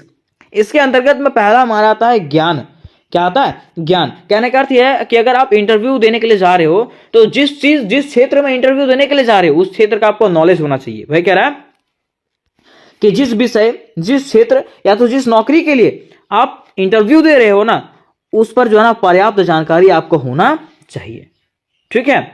दूसरा, समस्या समाधान क्षमता। मीन्स कह रहा है ना कि साक्षात्कारकर्ता द्वारा दिए गए समस्याओं का समाधान सोचने की क्षमता। मीन्स इंटरव्यूअर जो आपको क्वेश्चन पूछेगा वो सब क्वेश्चनों का समाधान सोचने की क्षमता आपके पास होनी चाहिए। तो ये जो है वो 3 भाग था जिसको साक्षात्कार कौशल के रूप में वर्गीकृत किया गया है। अब हम लोग समझेंगे कि आखिर साक्षात्कार कौशल को बेहतर कैसे बनाया जाए। क्या समझेंगे? साक्षात्कार कौशल को बेहतर बनाने का उपाय, मीन्स कह सकते हैं इंटरव्यू को बेहतर बनाने का उपाय। तो पहला इसका उपाय है अभ्यास करना।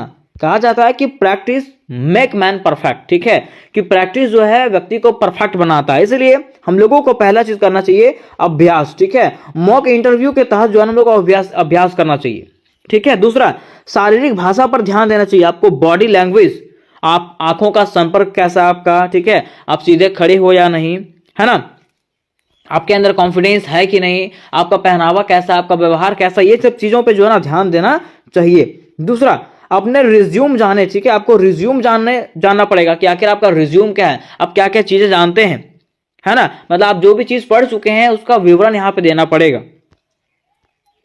चौथा, सही उत्तर देने का अभ्यास करें, ठीक है। अगर आप इंटरव्यू फेस कर रहे हैं ना तो उसमें से आप प्रयास करिएगा कि सही उत्तर दें और एकदम सटीक उत्तर दें। वही कह रहा है कि प्रश्नों के उत्तर तर्कसंगत और सटीक दें, ठीक है। जो भी प्रश्न के उत्तर आपको पूछे जाएंगे उसका उत्तर जो है आपको क्या करना है, मतलब बड़ी क्रमबद्ध तरीके से देना है और सटीक देना है, सरल और सटीक, ठीक है। फिर 5वां है कि अपने प्रदर्शन पर दूसरों की प्रतिक्रिया ले। ठीक है, अगर आप किसी को कुछ बता रहे हैं, है ना, तो उस पर अपना फीडबैक जरूर ले कि आपको समझ में आया कि नहीं समझ में आया। अगर आपको समझ में आया दैट मीन्स आप परफेक्ट हैं। अगर आप किसी और को नहीं समझ में आया इसका मतलब आप परफेक्ट नहीं है ना। अब लास्ट में हम लोग को लिखना है निष्कर्ष। क्या लिखना है? निष्कर्ष। तो निष्कर्ष में इस प्रकार से लिखेंगे कि साक्षात्कार कौशल किसी भी साक्षात्कार में सफल होने के लिए महत्वपूर्ण है। मीन्स इंटरव्यूअर कौशल जो होता है, इंटरव्यू स्किल्स जो होता है, वो किसी भी इंटरव्यू में सफल होने के लिए, सक्सेस होने के लिए क्या है? बहुत ही आवश्यक है। इन कौशल को नियमित अभ्यास और उचित तैयारी से निखारा जा सकता है। ठीक है, और ये जो हमारे अंदर कौशल होता है, अगर उसका हम लोग नियमित अभ्यास करें, ठीक है, और बढ़िया से तैयारी करें तो इसको जो है ना और भी बेहतर बनाया जा सकता है। कह रहा है जब आप आत्मविश्वास, ज्ञान और संवाद कौशल को बेहतर बना लेते हैं तो आप किसी भी साक्षात्कार में सफलता प्राप्त कर सकते हैं। क्या कह रहा है कि अगर आपके पास आत्मविश्वास रहेगा, ज्ञान रहेगा और बातचीत करने का कौशल रहेगा ना, तो आप कोई भी साक्षात्कार में, मीन्स इंटरव्यू में जो है ना सफलता प्राप्त कर सकते हैं, मीन्स सक्सेस हो सकते हैं। तो उम्मीद करते दोस्तों कि यह प्रश्न आपको समझ में आया होगा। तो दोस्तों आज के वीडियो में हम लोग एक नहीं 3 प्रश्नों को डील करने वाले हैं जिसका उत्तर सेम ही होगा। ठीक है, तो आज के प्रश्न की अगर बात करें तो आज का प्रश्न हमारा इस प्रकार से है कि व्यक्तित्व का अर्थ एवं परिभाषाओं का वर्णन कीजिए। प्रश्न क्या है कि व्यक्तित्व का अर्थ बताइए और इसकी क्या क्या परिभाषाएं होती है उसके बारे में बताइए। अथवा मैं आपको पूछ सकता है कि व्यक्तित्व के विभिन्न प्रकारों का वर्णन करें, है ना। उसके बाद आपको अथवा फिर से पूछ सकता है कि व्यक्तित्व के निर्धारक क्या होते हैं, वर्णन कीजिए। ठीक है, तो ये तीनों में से अगर कोई भी क्वेश्चन आएगा तो आपको सेम आंसर लिखना है, क्योंकि ये तीनों जो है ना किससे जुड़ा हुआ है? व्यक्तित्व से। किससे? व्यक्तित्व से जुड़ा हुआ है। तो सबसे पहले हम लोग यहाँ पे समझेंगे कि आखिर व्यक्तित्व का मतलब क्या होता है, क्योंकि अगर हम लोग व्यक्तित्व का मतलब समझ जाएंगे तो ये क्वेश्चन को समझना हम लोगों के लिए क्या हो जाएगा? बिल्कुल आसान हो जाएगा। ठीक है, तो देखिए अगर बात करते हैं व्यक्तित्व का, किसका? व्यक्तित्व का, तो जहां भी आपको व्यक्तित्व वर्ड दिख जाएगा, क्या दिख जाएगा? व्यक्तित्व का वर्ड दिख जाएगा, आपको सीधा समझना है व्यक्ति के अंदर पाए जाने वाले गुण और व्यवहार कोई हम लोग क्या कहते हैं? व्यक्तित्व कहते हैं। क्या कहते हैं? व्यक्तित्व। क्योंकि व्यक्तित्व जो है ना 2 शब्दों से मिलकर बना हुआ है। क्या क्या? व्यक्ति और तत्व। क्या क्या? व्यक्ति और तत्व। व्यक्ति मतलब कोई मनुष्य हो गया और तत्व मतलब उसके अंदर पाए जाने वाले गुण और व्यवहार। मिस कह सकते हैं कि मनुष्यों के अंदर पाए जाने वाले व्यवहारों को और गुणों को हम लोग क्या कहते हैं? व्यक्तित्व कहते हैं। क्या कहते हैं? व्यक्तित्व। तो सबसे पहले आपको लिखना है व्यक्तित्व का अर्थ। क्या लिखना है? व्यक्तित्व का अर्थ, चाहे कोई भी क्वेश्चन क्यों ना आ जाए। तो लिखेंगे इस प्रकार से कि व्यक्तित्व का अर्थ, कि व्यक्तित्व 2 शब्दों से मिलकर बना हुआ है। पहला व्यक्ति, दूसरा तत्व। ये तो आपको लिखना है, तो लिखना है, जिसमें से व्यक्ति का अर्थ कोई मनुष्य होता है, अथवा तत्व की अगर बात करें तो तत्व का अर्थ होता है उसका गुण, अर्थात भावना और व्यवहार, है ना। इस प्रकार से हम लोग कह सकते हैं कि मनुष्यों के भीतर पाए जाने वाले गुण को ही हम लोग क्या कहते हैं? व्यक्तित्व कहते हैं। तो कोई पूछेगा कि बाबू व्यक्तित्व किसको कहते हैं, तो आपको बताना है कि व्यक्ति के अंदर पाए जाने वाले गुण, भावना और व्यवहार को ही हम लोग क्या कहते हैं? व्यक्तित्व कहते हैं। क्या कहते हैं दोस्तों? व्यक्तित्व कहते हैं। तो यहां तक आप कंप्लीटली समझ गए होंगे कि आखिर व्यक्तित्व का मतलब होता क्या है। अब देखिए यहां पे आपको पॉइंट बाय पॉइंट एकदम आसान करके बताया गया है कि व्यक्तित्व का मतलब है किसी इंसान के गुण, आदतें, व्यवहार और सोचने का तरीका जो उससे दूसरों से अलग बनाता है। क्या कहा गया? कि व्यक्तित्व का मतलब होता है किसी इंसान के अंदर में जो गुण है, जो आदतें हैं, जो व्यवहार है और सोचने का तरीका जो प्रत्येक व्यक्ति से दूसरों को क्या बनाता है? अलग बनाता है। क्योंकि आप देखे होंगे कि प्रत्येक व्यक्ति का गुण अलग अलग होता है, प्रत्येक व्यक्ति का आदत अलग अलग होता है। ठीक है, सबका आदत अगर एक ही जैसा रहेगा तो क्या दुनिया चल पाएगा? नहीं, सबका आदत अलग अलग होता है, सबका व्यवहार अलग अलग होता है। कोई बढ़िया से पेश आता है, कोई खराब तरीके से पेश आता है। तो इसी को हम लोग क्या कहते हैं? व्यक्तित्व कहते हैं। कहा गया कि व्यक्तित्व में हमारी भावनाएं, रुचियां, आदतें, नैतिकता और सामाजिक व्यवहार शामिल होते हैं। मिस व्यक्तित्व में क्या क्या शामिल होता है? तो हमारा भावना शामिल होता है, हमारे अंदर जो भावनाएं आती है वो शामिल होती हैं। ठीक है, हमारी रुचि, किस किस चीज में हम लोग को इंटरेस्ट है, क्या आदतें हैं, क्या नैतिकता है और क्या हमारा व्यवहार है, ये सब शामिल होता है किसमें? हमारे व्यक्तित्व में। तो पहला हमारा प्रश्न था कि व्यक्तित्व की परिभाषाएं बताइए। क्या बताइए? व्यक्तित्व की क्या क्या परिभाषाएं हैं उसके बारे में बताइए। तो सबसे पहला परिभाषा जो है वो वुडवर्थ के द्वारा दिया गया है। किसके द्वारा? वुडवर्थ के द्वारा दिया गया है। इन्होंने कहा कि व्यक्तित्व व्यक्ति के व्यवहार के समस्त गुणों को कहते हैं। इन्होंने क्या कहा कि व्यक्तित्व किसको कहते हैं, तो व्यक्ति के व्यवहार के, मतलब कह सकते हैं कि व्यक्ति के अंदर जितने भी गुण होते हैं सारे गुणों को हम लोग क्या कहते हैं, तो व्यक्तित्व कहते हैं। क्या कहते हैं, व्यक्तित्व। अब सारे गुण में सब कुछ शामिल आ जाता है, उसका व्यवहार, उसका भावना, हर चीज शामिल आ जाता है। ठीक है।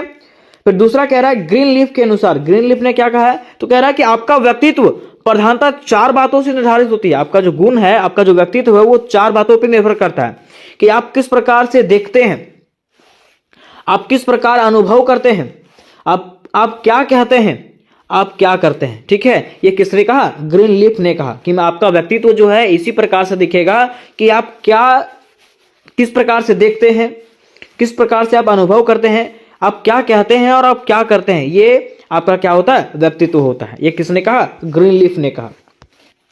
फिर देखिए आगे डब्ल्यू.बी. क्ल्यूके ने कहा है, इन्होंने कहा कि व्यक्तित्व व्यक्ति के व्यवहार की वह बाहरी और भीतरी गुण है जो उसे दूसरे व्यक्तियों से अलग बनाता है। क्या कह रहा है कि व्यक्तित्व जो होता है व्यक्ति का व्यवहार का वह गुण होता है जो उसे क्या करता है, दूसरे व्यक्तियों से अलग करता है। ठीक है। अब देखिए यहीं पे जो है ना फील्डमैन कहते हैं, क्या कहते हैं, तो ये कहते हैं कि व्यक्तित्व वह स्थायी गुण है जो व्यक्ति के व्यवहार को समय और परिस्थिति के अनुसार से प्रभावित करता है। क्या कह रहा है, व्यक्तित्व हमारे अंदर पाया जाने वाला वह स्थायी गुण होता है जो क्या करता है, व्यक्ति के व्यवहार को जो है ना समय के अनुसार से और परिस्थिति के अनुसार से क्या करता है, बदलता है।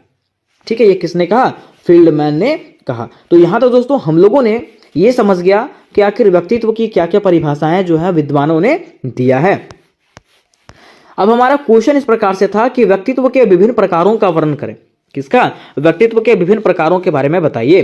तो कह रहा है कि व्यक्तित्व का मतलब है किसी व्यक्ति की सोचने, महसूस करने और व्यवहार करने का अनोखा तरीका। व्यक्तित्व का मतलब क्या होता है, किसी व्यक्ति का सोचने का तरीका कैसा है, महसूस करने का तरीका कैसा है, वो कैसा व्यवहार करता है, वही तरीका को हम लोग क्या कहते हैं, व्यक्तित्व कहते हैं, उसका पर्सनालिटी कहते हैं, है ना। कोई कहता है ना देखो उसका पर्सनालिटी कितना बढ़िया है, तो उसका व्यक्तित्व, उसका व्यवहार देख करके लोग कहता है। ठीक है। कह रहा है कि व्यक्तित्व को विभिन्न प्रकारों में बांटा जा सकता है। तो चलिए हम लोग आसान शब्दों में इसे समझने का प्रयास करते हैं। देखिए इसका पहला जो प्रकार है व्यक्तित्व का वो क्या है, आंतरिक और बहिर्मुखी।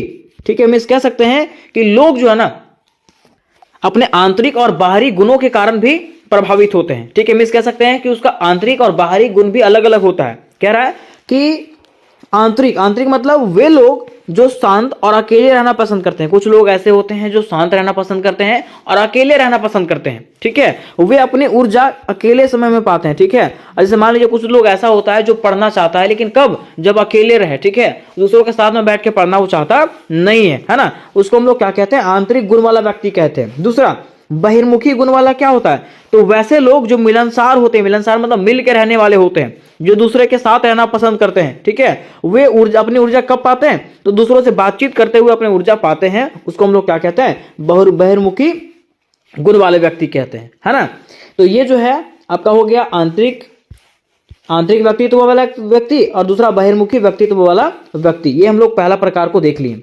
दूसरा इसका प्रकार है व्यवस्थित और अनौपचारिक। क्या है, व्यवस्थित और अनौपचारिक। कह रहा है कि व्यवस्थित व्यक्तित्व वाला व्यक्ति कौन होता है, तो वैसे व्यक्ति जो अनुशासन में रहते हैं।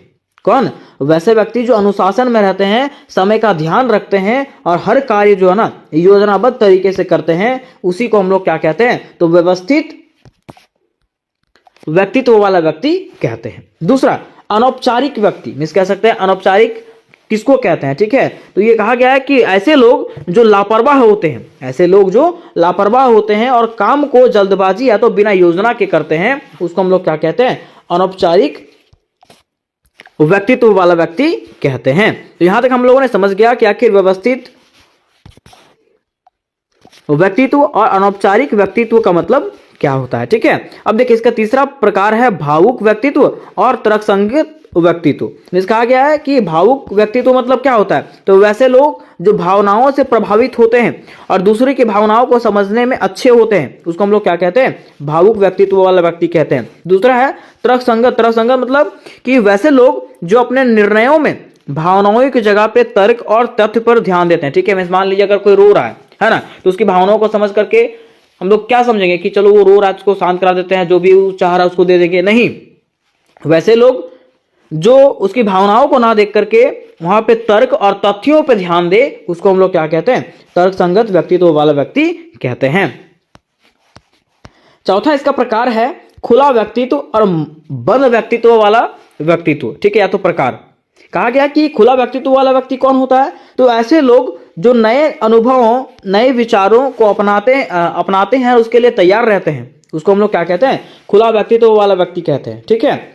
लेकिन बंद व्यक्तित्व वाला व्यक्ति किसको कहते हैं, तो वे लोग जो अपने परंपराओं से चिपके रहते हैं और नए बदलावों को स्वीकार करने में झिझकते हैं, उसको हम लोग क्या कहते हैं, बंद व्यक्तित्व वाला व्यक्ति कहते हैं। तो यह व्यक्तित्व के चौथा प्रकार है। फिर कह रहा है कि व्यक्तित्व का पांचवा जो प्रकार होता है वो क्या होता है, महत्वाकांक्षी व्यक्तित्व और साधारण व्यक्तित्व। मीन्स कोई पूछेगा कि महत्वाकांक्षी व्यक्तित्व का मतलब क्या होता है, तो कहना है कि वे लोग जो अपने लक्ष्य को पाने के लिए मेहनत करते हैं और सफलता के लिए समर्पित रहते हैं, उसको हम लोग क्या कहते हैं, महत्वाकांक्षी व्यक्तित्व वाला व्यक्ति कहते हैं। दूसरा, साधारण व्यक्तित्व वाला व्यक्ति किसको कहते हैं, तो कहा गया कि वे लोग जो आरामदायक जीवन जीना पसंद करते हैं और ज्यादा प्रतिस्पर्धा या दबाव में रहना पसंद नहीं करते हैं, उसको हम लोग क्या कहते हैं, साधारण व्यक्तित्व वाला व्यक्ति कहते हैं, है ना, जो साधारण जीवन जीता है।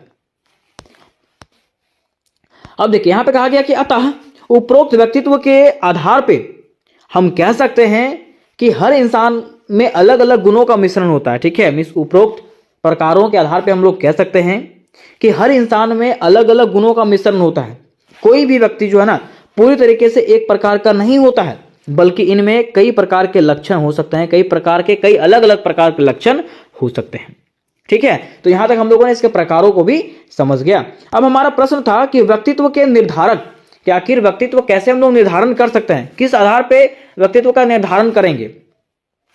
तो व्यक्तित्व का निर्धारण जो है वो जैविक कारक के आधार पे कर सकते हैं, ठीक है, पर्यावरणीय कारक के आधार पे कर सकते हैं और व्यक्तिगत अनुभव के आधार पे कर सकते हैं। तो कैसे हम लोग करेंगे इसके आधार पे, तो कहा गया कि व्यक्तित्व के निर्धारक वे कारक होते हैं जो किसी व्यक्ति के स्वभाव, व्यवहार और सोचने के तरीकों को प्रभावित करते हैं। इन्हें मुख्य रूप से 3 भागों में बांटा जा सकता है।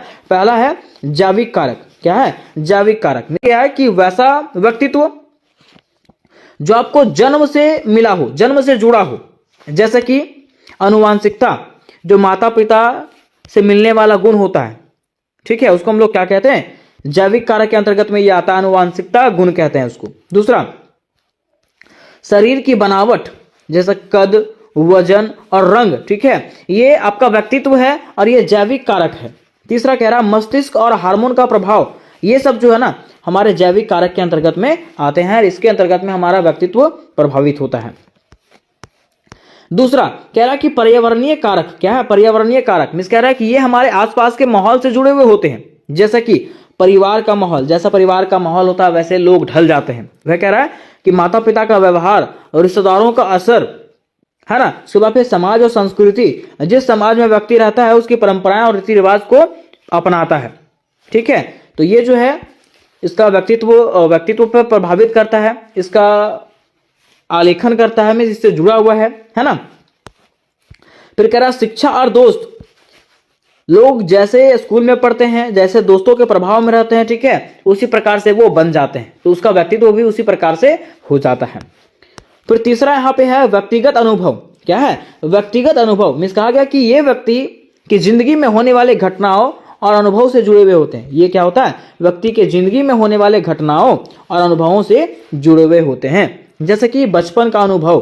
क्या बचपन का अनुभव, संघर्ष और कठिनाइयां, कि आप क्या संघर्ष किए और क्या कठिनाइयां झेले हैं। फिर सफलताएं और असफलताएं, ठीक है, ये सब जो है ना व्यक्तित्व का गुण होता है, मीन्स व्यक्ति के गुण होता है जिसके अंतर्गत में निर्धारित किया जाता है। तो उम्मीद करते दोस्तों कि यह प्रश्न आपको समझ में आया होगा। तो आज का प्रश्न हमारा होने वाला है व्यक्तित्व के परिचय, प्रकार तथा आत्मविश्वास को लिखिए। कहने का अर्थ यह है कि व्यक्तित्व का क्या परिचय होता है, व्यक्तित्व हम लोग किसको कहते हैं उसके बारे में बताना है, व्यक्तित्व के प्रकार के बारे में बताना है और इसके आत्मविश्वास को बताना है, ठीक है। अब देखिए जब हम लोग क्वेश्चंस पढ़ते हैं ना तो हमारे माइंड में क्वेश्चन पढ़ने के बाद एक सवाल उठता है कि आखिर व्यक्तित्व किसको कहा जाता है, आखिर व्यक्तित्व किसको कहा जाता है, ठीक है। अगर व्यक्तित्व जानेंगे तभी तो इसके प्रकार को जानेंगे और तभी तो इसको आत्मविश्वास को हम लोग समझ पाएंगे। तो सबसे पहले हम लोग को समझना पड़ेगा कि आखिर व्यक्तित्व किसको कहते हैं। क्या समझना पड़ेगा? व्यक्तित्व किसको कहते हैं। ठीक है, तो देखिए अगर लोग बात करते हैं व्यक्तित्व का, तो व्यक्तित्व का अर्थ होता है आपका पर्सनालिटी।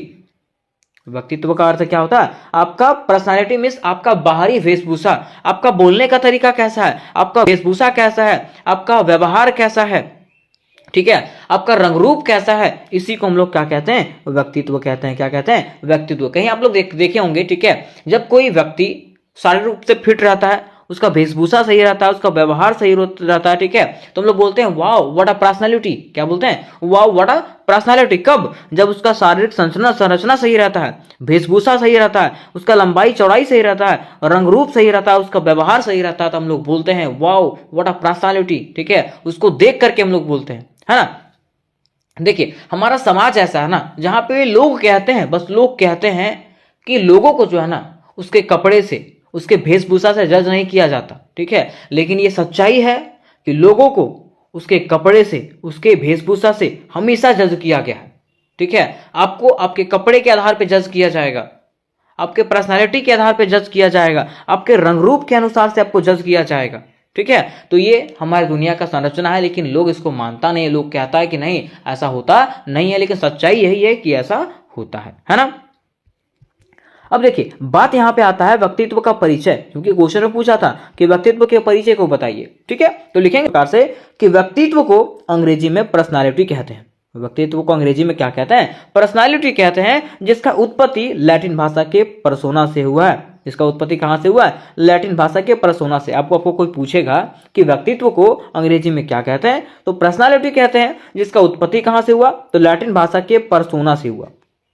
कहां से? लैटिन भाषा के पर्सोना से। अब आपके माइंड में सवाल उठा होगा कि आखिर पर्सोना का मतलब क्या होता है। ठीक है, तो पर्सोना शब्द का अर्थ होता है बाहरी वेशभूषा, कि आपका वेशभूषा कैसा है, आपका व्यवहार कैसा है, आप किस तरीके का कपड़ा पहनते हो, है ना, आपका बात करने का तरीका कैसा, आपका रंग रूप कैसा है, उसी को हम लोग क्या कहते हैं? व्यक्तित्व कहते हैं। क्या कहते हैं दोस्तों? व्यक्तित्व, पर्सनालिटी कहते हैं। ठीक है, देखिए इस प्रकार से व्यक्तित्व का अर्थ हम लोग निकाल सकते हैं व्यक्ति के बदले हुए रूप से। व्यक्ति के बदले हुए रूप से, जिसमें उसकी बोलचाल आ सकती है, वेशभूषा आएगा, व्यवहार आएगा, रंग रूप आएगा, ये सब शामिल किया जाता है। मीन्स कहा जाएगा कि लोगों की बोलचाल, वेशभूषा, व्यवहार, रंग रूप को ही हम लोग क्या कहते हैं? व्यक्ति का व्यक्तित्व कहते हैं। लेकिन व्यक्तित्व को बाहरी आवरण अथवा शारीरिक संगठन के रूप में मानना गलत है। लेकिन ऐसा लोग कहते भी हैं कि व्यक्तित्व को जो है ना बाहरी मतलब वेशभूषा और शरीर के गठन के रूप में मानना क्या है? गलत। शारीरिक रूप से मानना क्या है? गलत है। कुछ शिक्षावादियों ने व्यक्तित्व को आंतरिक गुणों का पुंज मात्र माना है। ठीक है, मीन्स कुछ लोगों ने ऐसा कहा है कि व्यक्तित्व जो है ना आंतरिक गुण का एक पुंज है। मीन्स शरीर के आंतरिक गुण, ठीक है, कि आपका शरीर कैसा है, आपका रंग रूप कैसा है, उसी को हम लोग व्यक्तित्व कहते हैं। लेकिन कुछ लोग कहते हैं कि व्यक्तित्व जो है ना संपूर्ण मनुष्य है। व्यक्तित्व क्या है? संपूर्ण मनुष्य होता है। अर्थात मनुष्य का व्यवहार कैसा है, उसका वेशभूषा कैसा है, बोलचाल कैसा है, रंग रूप कैसा है, ये सारे चीजों को मिला करके क्या बनता है? व्यक्तित्व बनता है। क्या बनता है? व्यक्तित्व, आपका पर्सनालिटी बनता है। ठीक है, अब देखिए कहा गया है कि शिक्षा मनोविज्ञान मानव व्यवहार का अध्ययन करता है। शिक्षा मनोविज्ञान क्या करता है? मानव के व्यवहारों का, मीन्स मनुष्यों के व्यवहारों का अध्ययन करता है। ठीक है, किसका?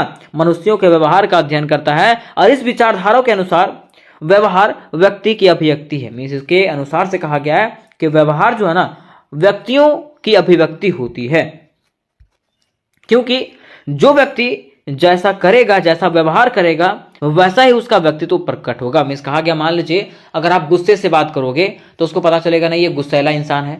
अगर आप फ्रस्ट्रेट होकर बात करोगे, परेशानी में बात करोगे, मतलब आपको लगेगा कि नहीं आप परेशान हो, गुस्से में बात करोगे, तो लोगों को पता चल जाएगा कि ये क्या गुस्सैला इंसान है, फ्रस्ट्रेटेड इंसान है। ठीक है, लेकिन अगर आप किसी से प्यार से बात करोगे तो लोग आपके पर्सनालिटी को जज करेंगे, आपके व्यक्तित्व को पहचानेंगे कि नहीं ये सबसे क्या करेगा?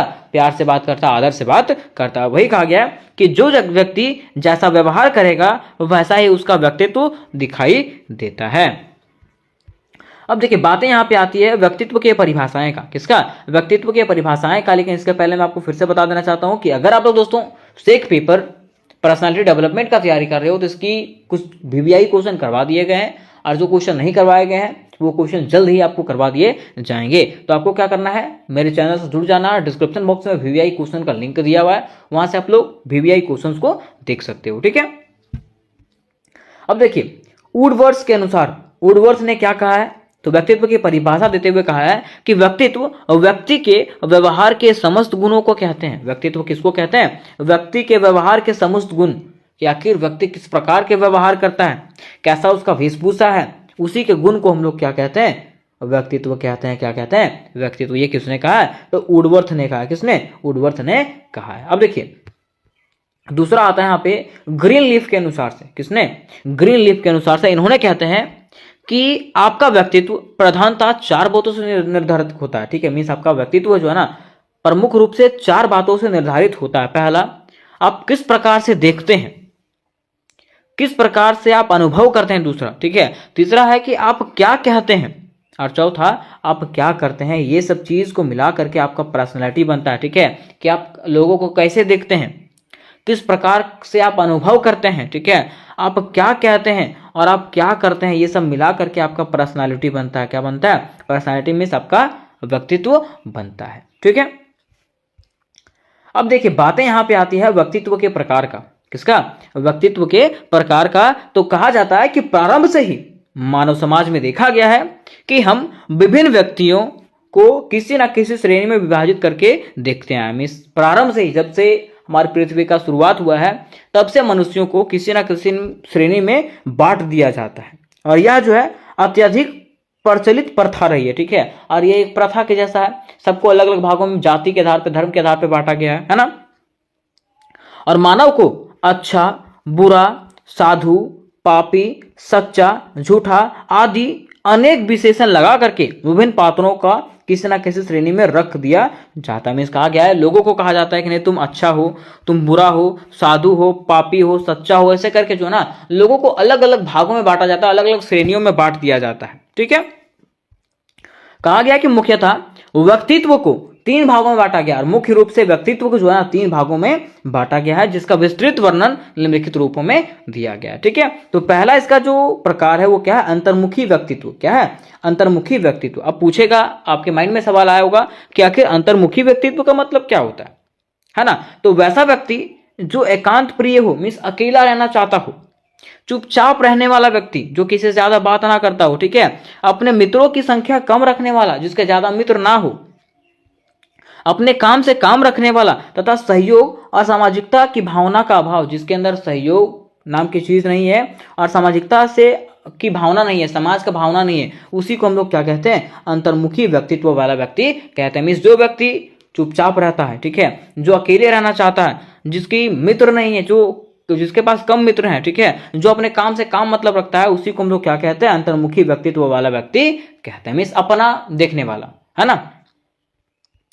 दूसरा है बहिर्मुखी व्यक्तित्व। बहिर्मुखी व्यक्तित्व कहने का मतलब है कि वैसा व्यक्ति जो विनोद प्रिय हो, वाक्पटु हो, मित्रों की संख्या अधिक रखता हो, ठीक है, समाज में लोकप्रिय हो, सहयोगी हो और सामाजिकता की भावना रखता हो, उसी को हम लोग क्या कहते हैं, बहिर्मुखी। कहने का अर्थ है कि वैसा व्यक्ति जो सबसे बढ़िया से बात करे, ठीक है, और चुपचाप ना रहे, ठीक है, दूसरा से बात करते रहे, ठीक है, और बढ़िया से बात करे, मित्रों की संख्या जिसकी अधिक हो, जिसका समाज में लोकप्रियता हो, सहयोग और सामाजिकता जो जानता हो, उसी को हम लोग क्या कहते हैं, बहिर्मुखी व्यक्तित्व वाला व्यक्ति कहते हैं। अब तीसरा इसका भाग है उभयमुखी व्यक्तित्व। क्या है, उभयमुखी व्यक्तित्व कहने का अर्थ है कि वैसा व्यक्ति जिसमें अंतर्मुखी और बहिर्मुखी दोनों प्रकार का व्यक्तित्व पाया जाता है, उसी को हम लोग क्या कहते हैं, उभयमुखी व्यक्तित्व। में समय के अनुसार से, समय की आवश्यकता के अनुसार से अपने व्यवहार में परिवर्तन कर लेने वाले व्यक्ति को हम लोग क्या कहते हैं, उभयमुखी व्यक्तित्व। जैसे मान लीजिए अभी शांत रहे हम, ठीक है, अभी शांत हैं हम, ठीक है, मुझे क्योंकि वैसा समय नहीं आया, लेकिन अगर समय आएगा तो मैं बोलूंगा, है ना। तो वही कहा गया उभयमुखी व्यक्तित्व का, कि वैसा व्यक्ति जिसमें से अंतर्मुखी और बहिर्मुखी दोनों व्यक्तित्व प्राप्त होता है, उसको हम लोग उभयमुखी व्यक्तित्व कहते हैं। ठीक है, अब बात यहां पे आता है शरीर रचना के अनुसार से 4 व्यक्तित्व के प्रकार इस प्रकार से हैं। में शरीर रचना के अनुसार सभी व्यक्तित्व को जो है भागों में बांटा गया है। पहला आपका है पुष्ट। क्या है, पुष्ट, ठीक है, मीन्स पुष्ट व्यक्तित्व किसको कहते हैं? तो वैसा व्यक्ति जिसका शरीर जो है वो संगठित हो, जिसकी मांसपेशियां मजबूत हो, ठीक है, चौड़ा कंधा हो, लंबे हाथ पैर हो और सभी ढंग मनुकुलन संयोजित करने वाला। मीन्स कहने का अर्थ है कि शारीरिक रूप से फिट रहने वाला व्यक्ति को हम लोग क्या कहते हैं? पुष्ट, ठीक है, तंदुरुस्त कहते हैं ना, उसी को हम लोग क्या कहते हैं? पुष्ट व्यक्तित्व वाला व्यक्ति। दूसरा है दुबला पतला व्यक्ति। क्या है? दुबला पतला व्यक्ति। कहा गया है कि दुबला पतला, लंबा, संकीर्ण वक्ष, लंबाई अधिक और आयतन कम, दूसरों की हंसी का पात्र। में कहा गया है कि वैसा व्यक्ति जो दुबला पतला हो, ठीक है, उसके साथ साथ जिनका वजन कम हो और लंबाई अधिक हो, है ना, वैसा व्यक्ति को हम लोग क्या कहते हैं? दुबला पतला वाला व्यक्ति कहते हैं।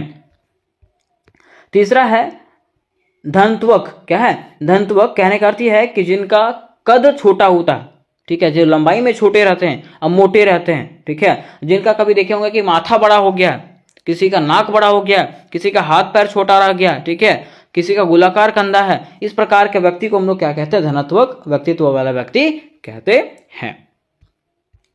अब बातें यहां पे आती है व्यक्तित्व के गुण का, व्यक्तित्व के गुण का, आत्मविश्वास का और विशेषता का, है ना, कि व्यक्तित्व का क्या क्या गुण होना चाहिए, क्या क्या आत्मविश्वास है और क्या क्या विशेषता होनी चाहिए। तो देखिए, व्यक्तित्व का पहला गुण जो होता है वो क्या होता है? शारीरिक गुण। मीन्स लोगों को जो है अपने शारीरिक गुण को बना करके रखना चाहिए। कहा गया कि आकर्षक रंग रूप, अच्छी वाणी, अच्छा कद, अच्छा स्वस्थ, ठीक है, यादि जो है अच्छे व्यक्तित्व की विशेषता होती है। मीन्स अच्छा आपका रंग रूप कैसा है, आपकी वाणी कैसी है, आपका कद कैसा है, आपका स्वस्थ कैसा है, ये सब मिला करके आपके व्यक्तित्व की विशेषताएं होती है, ठीक है, आपका पर्सनालिटी को जज किया जाता है। कहा जाता है कि मनुष्य मानव शारीरिक प्राणी है, ठीक है, मनुष्य जो है ना, क्या है? मानव शारीरिक प्राणी है। जिस व्यक्ति का शारीरिक स्वास्थ्य उत्तम होता है उसका व्यक्तित्व भी अच्छा होता है। मीन्स कहा गया कि जिस व्यक्ति का शारीरिक स्वास्थ्य जो है ना वो अच्छा होता है ना, उसका व्यक्तित्व में पर्सनालिटी भी क्या होता है? अच्छा होता है। अतः अच्छे व्यक्तित्व के लिए अच्छे शारीरिक स्वास्थ्य का होना आवश्यक शर्त है। मीन्स कहा गया है कि अच्छा व्यक्तित्व आपको चाहिए तो उसके लिए आपको क्या होना चाहिए? आपका शरीर जो है वो स्वस्थ होना चाहिए, अच्छा शरीर होना चाहिए, ठीक है। तो दूसरा है मानसिक गुण। क्या है दूसरा? मानसिक गुण है। कहा जाता है कि उच्च स्तर की बुद्धि, अच्छी चिंतन शक्ति, अच्छी तार्किक शक्ति, कल्पनाशील, उत्तम विचार, अच्छी सोच, सकारात्मक विचार, ये सब जो व्यक्तित्व होते हैं वो अच्छे व्यक्तित्व के मानसिक गुण होते हैं। मीन्स कहा गया है कि जो व्यक्ति के पास उच्च स्तर की बुद्धि होती है, मीन्स अच्छा बुद्धि होता है, चिंतन शक्ति होती है, वो किसी पे बात विचार कर सकता है, अच्छा जो तर्क दे सकता है, जो कल्पनाशील है, जो उत्तम विचार का है, जो अच्छा सोच रखता होगा, उसी को हम लोग क्या कहते हैं? मानसिक गुण कहते हैं। क्या कहते हैं? मानसिक गुण वाले व्यक्तित्व कहते हैं। तीसरा गुण है सामाजिक गुण। मीन्स लोगों में जो है ना सामाजिक गुण भी होना चाहिए। कहा गया है कि व्यक्ति के पास परोपकार की भावना हो, दया की भावना हो, नैतिकता हो, सहयोग की भावना हो, सामाजिक कार्यों में भागीदारी हो तथा समाज कल्याण के लिए हमेशा तत्पर रहने वाला व्यक्ति जो है उसी को हम लोग क्या कहते हैं? सामाजिक गुण वाला व्यक्तित्व कहते हैं, जो हमेशा समाज के लिए क्या रहे? तत्पर रहे, ठीक है। चौथा इसका गुण है चारित्रिक गुण। क्या है? चारित्रिक गुण मीन्स वैसा व्यक्ति जो ईमानदार हो, निष्ठा भाव हो, जिसके अंदर देश प्रेम हो, मातृत्व हो, कर्तव्य की पालन करता हो, नैतिकता हो, सहयोग की भावना रखता हो, आदर की भावना रखता हो, अपने से बड़ों का सम्मान करता हो, परोपकार की भावना रखता हो और कुशल व्यवहार करता हो, इसी को हम लोग क्या कहते हैं? चारित्रिक गुण। चारित्रिक गुण मतलब आपका चरित्र कैसा है ना, आप ईमानदार हो कि नहीं, आप निष्ठावान हो कि नहीं, आप देश प्रेम हो कि नहीं, ठीक है, आप किस प्रकार से बड़ों का सम्मान करते हो, कैसे आप दूसरों का हेल्प करते हो, कैसे आपका व्यवहार है, ये सब मिला करके आपका चारित्रिक गुण दिखाया जाता है। फिर पांचवा है लक्ष्य प्राप्ति। क्या है? लक्ष्य प्राप्ति। कहा क्या है कि बिना किसी कारण का व्यक्ति कोई भी व्यवहार नहीं करता। मान लीजिए आप है मेरे पास, ठीक है, तो क्या मैं आपको बिना कोई रीजन का गाली दे दूंगा या तो कुछ भी बोलने लगूंगा? नहीं, ठीक है। मानव के व्यवहार का सदैव एक निश्चित उद्देश्य होता है। उसके व्यवहार और लक्षण की जानकारी प्राप्त करके उसके व्यक्तित्व का अनुमान लगाया जा सकता है। मान लीजिए आप हो, ठीक है, मैं आपसे बुरा तरीके से व्यवहार कर रहा हूं, ठीक है, बुरा बुरा बोल रहा हूं, तो आप मेरे बातों को जान करके, मेरे बातों को सुन करके आपको पता चल जाएगा कि मेरा व्यक्तित्व कैसा है ना। और कहा जाता है कि व्यक्ति के जीवन में निश्चित रूप से लक्ष्य निर्धारित होना चाहिए। व्यक्ति के जीवन में जो है ना निश्चित रूप से लक्ष्य निर्धारित होना चाहिए। बिना किसी लक्ष्य का जो है ना व्यक्ति का जीवन एक जानवर के समान है ना। कहा जाता है कि जो लक्ष्य होता है उसको प्राप्त करने के लिए कठिन परिश्रम, मेहनत, लगन, निष्ठा तथा ईमानदारी से प्राप्त किया जाता है। मीन्स जो लक्ष्य मनुष्य निर्धारित करता है उसको कठिन मेहनत से, ठीक है, लगन से, निष्ठा से और ईमानदारी से प्राप्त किया जाता है। कहा जाता है कि जिस व्यक्ति के जीवन में लक्ष्य निर्धारित नहीं होते हैं उसका जीवन जो है ना शिथिल हो जाता है, मीन्स रुक जाता है। उसका जीवन का जो विकास है ना, डेवलपमेंट है, वो क्या हो जाता है, रुक जाता है। अतः हम सबके जीवन में एक निश्चित लक्ष्य होना चाहिए, और कहा गया है कि हम सबके जीवन में एक निश्चित लक्ष्य होना चाहिए, तभी हमारा व्यक्तित्व जो है वो क्या होगा, प्रभावशाली होगा। तो उम्मीद करते दोस्तों कि ये क्वेश्चन आपको समझ में आ गया होगा। तो आज का प्रश्न हमारा होने वाला है, तनाव प्रबंधन की परिभाषा क्या है। प्रश्न क्या है कि तनाव प्रबंधन की परिभाषा क्या है, तनाव क्यों होता है और तनाव से मुक्ति के क्या उपाय है, उसका वर्णन कीजिए। तो सबसे पहले हम लोग यहाँ पे जानेंगे कि आखिर तनाव प्रबंधन क्या होता है। क्या जानेंगे कि आखिर तनाव प्रबंधन क्या होता है। तो मैं आपको एकदम इजी सा लैंग्वेज में, आसान भाषा में समझा देना चाहता हूं कि तनाव प्रबंधन का मतलब होता है टेंशन से मुक्ति पाना। क्या, टेंशन को कम करना। कि आखिर टेंशन को कैसे कम कर सकते हैं, मीन्स टेंशन को कम करना ही क्या कहलाता है, तनाव प्रबंधन कहलाता है। मीन्स अपने तनाव को, अपने स्ट्रेस को कैसे आप कम कर सकते हैं, उसी को हम लोग क्या कहते हैं, तनाव प्रबंधन कहते हैं। क्या कहते हैं, तनाव प्रबंधन कहते हैं। अब यहां पर प्रश्न है कि तनाव क्यों होता है, कि टेंशन क्यों होता है और तनाव से हम लोग किस प्रकार से मुक्ति पा सकते हैं, उसके उपाय को बताना है। तो सबसे पहले लिखेंगे हम लोग तनाव प्रबंधन। क्या लिखेंगे, तनाव प्रबंधन। ठीक है, तनाव प्रबंधन को अंग्रेजी में कहा जाता है स्ट्रेस मैनेजमेंट। वही यहां पे लिखा हुआ है कि तनाव प्रबंधन, जिसे अंग्रेजी में क्या कहा जाता है, स्ट्रेस मैनेजमेंट कहा जाता है। क्या कहा जाता है, स्ट्रेस मैनेजमेंट। स्ट्रेस मतलब तनाव और प्रबंधन का मतलब मैनेजमेंट, मीन्स तनाव को कम करना ही क्या कहलाता है, तनाव प्रबंधन कहलाता है। कहा जाता है कि वह एक ऐसी प्रक्रिया है, मीन्स तनाव प्रबंधन एक ऐसी प्रक्रिया है जिसके तहत व्यक्ति अपने जीवन में तनाव के कारणों को पहचान कर उसे नियंत्रित करने और उसके प्रभाव को कम करने का उपाय करता है। मीन्स कह सकते हैं कि यह एक ऐसा प्रक्रिया है जिसके माध्यम से लोग सबसे पहले पहचानते हैं कि आखिर क्यों उसके मन में तनाव आ रहा है, क्यों उनके मन में टेंशन है। ठीक है, और उसको पहचान करके उसको कम करने का प्रयास किया जाता है, उसका उपाय किया जाता है। उसी को हम लोग तनाव प्रबंधन कहते हैं। क्या कहते हैं, तनाव प्रबंधन कहते हैं। कह रहा है इसका उद्देश्य जो है वो मानसिक, शारीरिक और भावनात्मक स्वास्थ्य को बनाए रखना। मीन्स इसका उद्देश्य है कि मानसिक रूप से आप स्वस्थ रहें। ठीक है, आपके मन में अगर तनाव रहेगा, मीन्स टेंशन रहेगा, तो आपको पूरा शरीर खराब हो जाएगा। इसलिए कह रहा है कि इसका उद्देश्य है कि मानसिक, शारीरिक और भावनात्मक रूप से जो है ना आपको स्वस्थ बनाए रखना। ठीक है, और कब आप स्वस्थ हो सकते हो, तो तनाव से दूर रहोगे तब, है ना। तो इस प्रकार से आपको स्टार्टिंग में लिख देना है।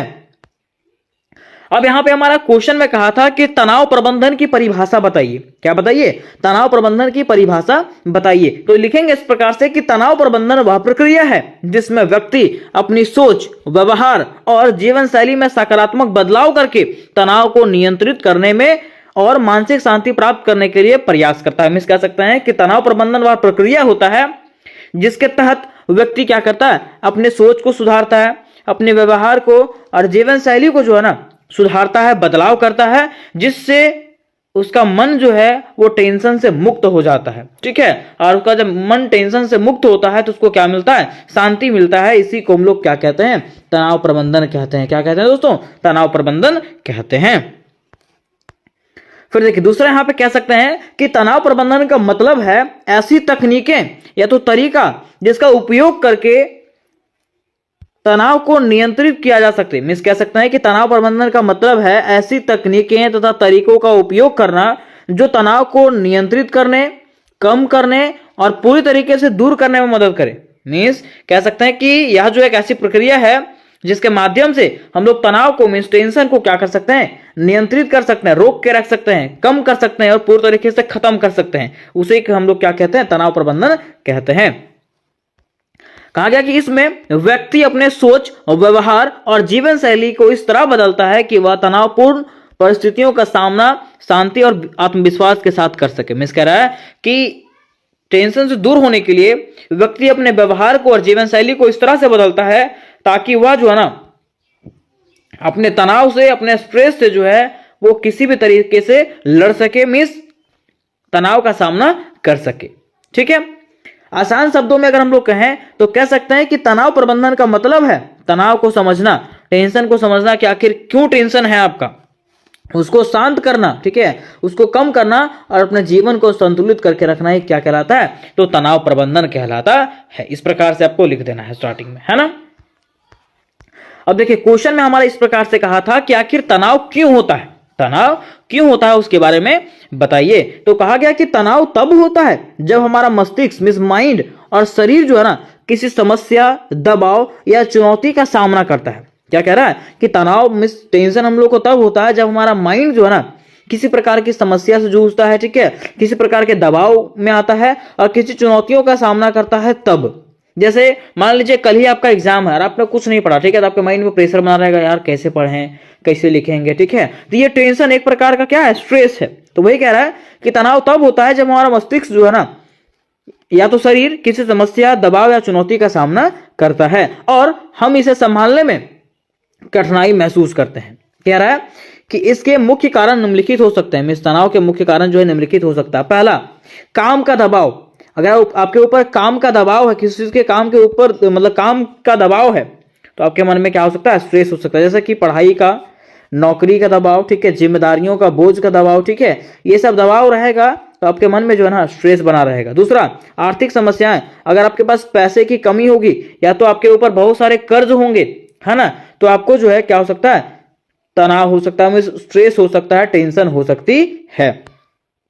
दूसरा, तीसरा कह रहा है रिश्तों में समस्याएं। अगर आपके रिश्ते में कोई समस्याएं आ गई, जैसे कि परिवार में कोई समस्या है, दोस्त के साथ लड़ाई झगड़ा हो गया, साथी के साथ झगड़े या तो असहमति हो गया, ठीक है, तो ये सब चीजें जो है ना व्यक्तियों के माइंड में जो है वो क्या होता है, स्ट्रेस बनता है, मींस टेंशन बनता है।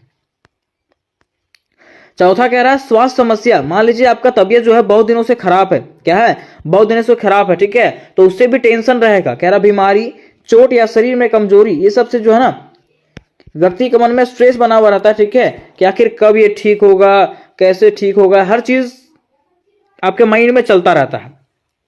फिर कह रहा है पांचवा इसका कारण है जीवन में बड़े बदलाव। मान लीजिए आपके लाइफ में अगर बहुत बड़े बड़े बदलाव हो जाते हैं, जैसे कि नई नौकरी जो है खत्म हो गया, छूट गया, शादी वगैरह टूट जाता है, ठीक है, या तो किसी अपने को खो देना, लोग अगर ये सब कारण होता है लोगों के साथ में, तो लोगों के मन में जो है स्ट्रेस हो जाता है, मींस टेंशन होना चालू हो जाता है। फिर छठा कह रहा है नकारात्मक सोच, ठीक है, लोग जब नेगेटिविटी सोचते हैं, ठीक है, हमेशा हर चीज नेगेटिव सोचते हैं ना, तो उसके मन में जो है हमेशा स्ट्रेस ही बना रहता है। वह कह रहा है कि जब व्यक्ति हर चीज में बुरा पहलू देखता है तो उसके मन में जो है स्ट्रेस बनने चालू हो जाता है, मींस टेंशन बनना चालू हो जाता है। सातवां कारण है पर्यावरणीय कारण। क्या है, पर्यावरणीय कारण, जैसे कि शोर वगैरह, कहीं अगर ज्यादा हल्ला होता है, भीड़ भाड़ इलाके में, प्रदूषण वाले इलाके में, ठीक है, ये सब की स्थिति में जो है ना मनुष्य क्या हो जाता है, तो टेंशन का शिकार हो जाता है। किसका, टेंशन का, स्ट्रेस का, तनाव का शिकार हो जाता है। तो ये जो था वो तनाव का कारण था। क्या था, तनाव का कारण, कि आखिर तनाव क्यों होता है। अब हम लोग को जानना है कि आखिर तनाव से मुक्ति के क्या उपाय हैं। क्या जानना है, तनाव से मुक्ति के क्या उपाय हैं। लेकिन इसके पहले मैं आपको बता देना चाहता हूं कि इससे रिलेटेड जितने भी प्रश्न हैं, सारे के सारे प्रश्न मेरे ही चैनल पे आपको करवाए गए हैं, इसका लिंक आपको डिस्क्रिप्शन बॉक्स में मिल जाएगा। वहां से जाकर के आप लोग पर्सनालिटी डेवलपमेंट की पूरी तैयारी कर सकते हो। उसके साथ साथ डिस्क्रिप्शन बॉक्स के माध्यम से आप मेरे व्हाट्सएप ग्रुप और टेलीग्राम ग्रुप में ज्वाइन हो सकते हो, जिसका लिंक आपको डिस्क्रिप्शन बॉक्स में ही दिया गया है। तो चलिए, अब यहाँ पे कहा गया है कि तनाव से मुक्ति के उपाय क्या, कि अगर आपके मन में टेंशन अगर है तो उससे हम लोग कैसे बच सकते हैं, है ना। तो कह रहा है तनाव को कम करने और अपने जीवन में शांति और संतुलन बनाए रखने के लिए निम्नलिखित उपाय जो है मददगार हो सकते हैं। क्या कह रहा है कि तनाव को अगर आपको कम करना है, ठीक है, और अपने जीवन में शांति लाना है और संतुलन बना के रखना है, तो उसके लिए जो है ना आपको निम्नलिखित उपाय करना पड़ेगा। तो क्या क्या उपाय करना पड़ेगा। पहला, समस्या की पहचान करें। पहला क्या, समस्या, कि आपको क्या समस्या है, किस चीज से टेंशन हो रहा है, उसको पहचानना है। वह कह रहा है कि सबसे पहले यह समझें कि तनाव किस कारण से हो रहा है, आपको टेंशन जो हो रहा है वो किस कारण से हो रहा है, ठीक है। समस्या का पता लगाने के बाद जैसे आपको पता चल गया कि इस कारण से मुझे टेंशन हो रहा है, उसका समाधान खोजना जो है वो क्या हो जाएगा, आसान हो जाएगा, ठीक है। तो पहला आपको कार्य करना है, समस्या की पहचाने कि आखिर आपको क्या समस्या है। दूसरा, स्वास्थ्य का ध्यान दे। ठीक है, अगर आप जान रहे हैं कि आपके मन में स्ट्रेस है, ठीक है, टेंशन है, तो अपने स्वास्थ्य पे आपको ध्यान देना है, क्योंकि अगर स्ट्रेस रहेगा ना तो लोग खाने पीने पे ध्यान देते नहीं है, और अगर खाने पीने पे ध्यान नहीं दोगे तो आपका शरीर भी खराब हो जाएगा। वही कह रहा है कि तनाव को कम करने के लिए संतुलित आहार लें। तनाव को कम करने के लिए क्या करना चाहिए? संतुलित आहार लेना चाहिए। उसके साथ साथ रोजाना व्यायाम करें। क्या करें? रोजाना व्यायाम करें, एक्सरसाइज करें तथा योग और ध्यान लगाएं। योगा भी करें और ध्यान लगाएं, इससे क्या होगा? आपका मन शांति मिलेगा। ठीक है, कह रहा क्योंकि ये जो है तनाव को कम करने में बहुत ही प्रभावी होते हैं। क्या क्या? तो संतुलित आहार, ठीक है, रोजाना व्यायाम करना, योग और ध्यान लगाना, ये सब जो है तनाव को कम करने का प्रभावी तरीका है। कह रहा उसके साथ साथ आपको पर्याप्त नींद लेना चाहिए। मीन्स 7 से 8 घंटा आपको सोना भी चाहिए, क्योंकि अगर नींद नहीं ले पाओगे, सोओगे नहीं, तो आपका टेंशन मतलब दूर होगा नहीं। ठीक है, आपके मन में और भी स्ट्रेस बनता चला जाएगा। तीसरा इसका उपाय है, अपने समय प्रबंधन करें। समय प्रबंधन मतलब समझ रहा है? ठीक है, अपना टाइम टेबल बनाएं। क्या बनाए? टाइम टेबल बनाएं। मिस कह रहा है कि काम को प्राथमिकता दे, अकेले ना रहे। ठीक है, ऐसा नहीं कि जिसका टेंशन आपको उसी के बारे में दिन रात सोच रहे, नहीं। अगर आप ऐसा करोगे तो टेंशन और भी बढ़ता चला जाएगा। वही कह रहा है कि अपने काम को प्राथमिकता दें और समय पर पूरा करने की कोशिश करें, तथा एक समय में एक ही काम पर ध्यान दें। 50 काम को ध्यान नहीं देना कि यहाँ पे वो भी काम करना है, ये भी काम करना, नहीं। एक समय में आपको एक ही काम करना है और अकेले रहने से आपको बचना है। ठीक है। चौथा, मनोबल बढ़ाने वाली गतिविधियां करें। ठीक है, मीन्स वैसा गतिविधि करें, वैसा कार्य करें जिससे आपका मनोबल बढ़े। जैसे कि मान लीजिए अपने शौक को पूरा करें, पेंटिंग हो गया, म्यूजिक हो गया, जो भी आपका शौक है उसको पूरा करें। ठीक है, और अपने दोस्तों और परिवार के साथ जो है ना समय बिताएं। इससे क्या होगा? आपका स्ट्रेस जो है वो कम होगा, आपका टेंशन जो है वो दूर होगा। फिर पांचवा कह रहा है कि सकारात्मक सोच अपना। सकारात्मक समझ रहे हैं? पॉजिटिव थिंकिंग लाना है। ठीक है, क्योंकि अगर नेगेटिव थिंकिंग आप लाओगे तो आप टेंशन के शिकार हो जाओगे। इसलिए आपको हमेशा पॉजिटिव सोचना है, कुछ भी चीजें पॉजिटिव सोचना है। कह रहा है कि अपने मन में सकारात्मक विचार रखें तथा अतीत की गलतियों को भूल करके वर्तमान पर ध्यान दें। ऐसा नहीं कि अतीत की जो गलतियां हैं, ठीक है, उसको आप याद रखें, उसको सोच सोच के आप मरते रहें। सो ठीक है, वैसा आपको करना नहीं है। अतीत में जो हो गया वो हो गया। ठीक है, उसको भूल करके आपको क्या करना है? वर्तमान पर ध्यान देना है और अभी के हिसाब से कार्य करना है। फिर तनाव को कम करने का छठा उपाय क्या है? कि समस्याओं को बांटें। आपके मन में जो समस्या है उसको आप क्या करें? दूसरों के साथ शेयर करें। कह रहा है कि अपने समस्याओं के बारे में किसी भरोसेमंद व्यक्ति, जैसे कि दोस्त हो गया, परिवार हो गया, तो काउंसलर, जो भी व्यक्ति है उससे बात करें, क्योंकि अकेले समस्या को संभालने की कोशिश करने से बेहतर है कि मदद लिया जाए। क्यों? क्या कहा गया? क्योंकि अगर आप अकेले समस्या को हल करने का प्रयास कर रहे हैं तो उससे बढ़िया है कि आप किसी के साथ बैठ करके उससे शेयर करें। वो आपको इससे निपटने का प्रयास भी करेगा, बताएगा भी कि कैसे इससे निपटा जाए, है ना। इसलिए कहा जाता है समस्याओं को बांटें, कि आपके मन में जो समस्या है उसको दूसरों के साथ बांटें, तो इससे क्या होगा? आपके मन में जो बोझ है वो क्या होगा? हल्का होगा। सातवां हमारा पॉइंट है, आराम और मनोरंजन करें। क्या करें? आराम और मनोरंजन करें। कहने का अर्थ यह है कि अगर आपके मन में स्ट्रेस है, आपके मन में तनाव है, ठीक है, मीन्स कह सकते हैं टेंशन है, तो आपको क्या करना है? आराम करना है और मनोरंजन करना है। अपने इंजॉयमेंट का चीज करना है। ठीक है, जिसमें आपको ज्यादा इंजॉय लगे वो चीज करना है। वह कह रहा है कि समय समय पर ब्रेक लें। अगर कोई कार्य कर रहे हैं तो आपको ब्रेक लेना है और किसी ऐसी जगह जाएं जहां पे आपको शांति मिले और सुकून महसूस हो। ठीक है।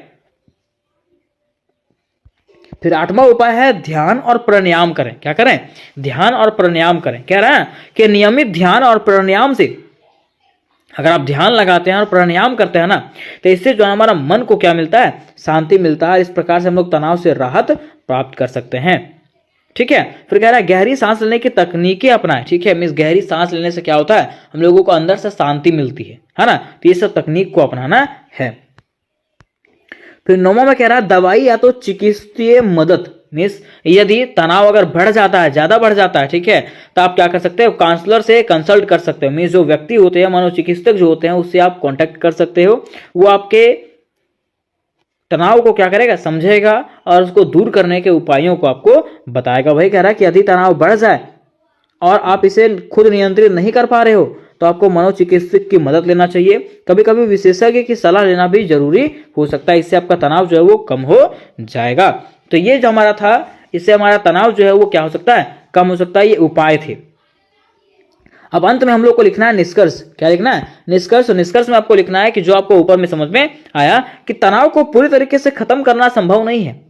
अगर हम लोग सोचेंगे कि तनाव को हम लोग पूरी तरीके से खत्म कर सकते हैं तो ये संभव नहीं है, लेकिन इसे प्रतिबंधित करना सीख कर हम इसे अपने ऊपर हावी होने से रोक सकते हैं। लेकिन क्या है कि इसको प्रतिबंधन मतलब कह सकते हैं, इसको रोकने के लिए जो है ना, सीख करके हम क्या कर सकते हैं, इसको अपने ऊपर हावी होने नहीं देंगे।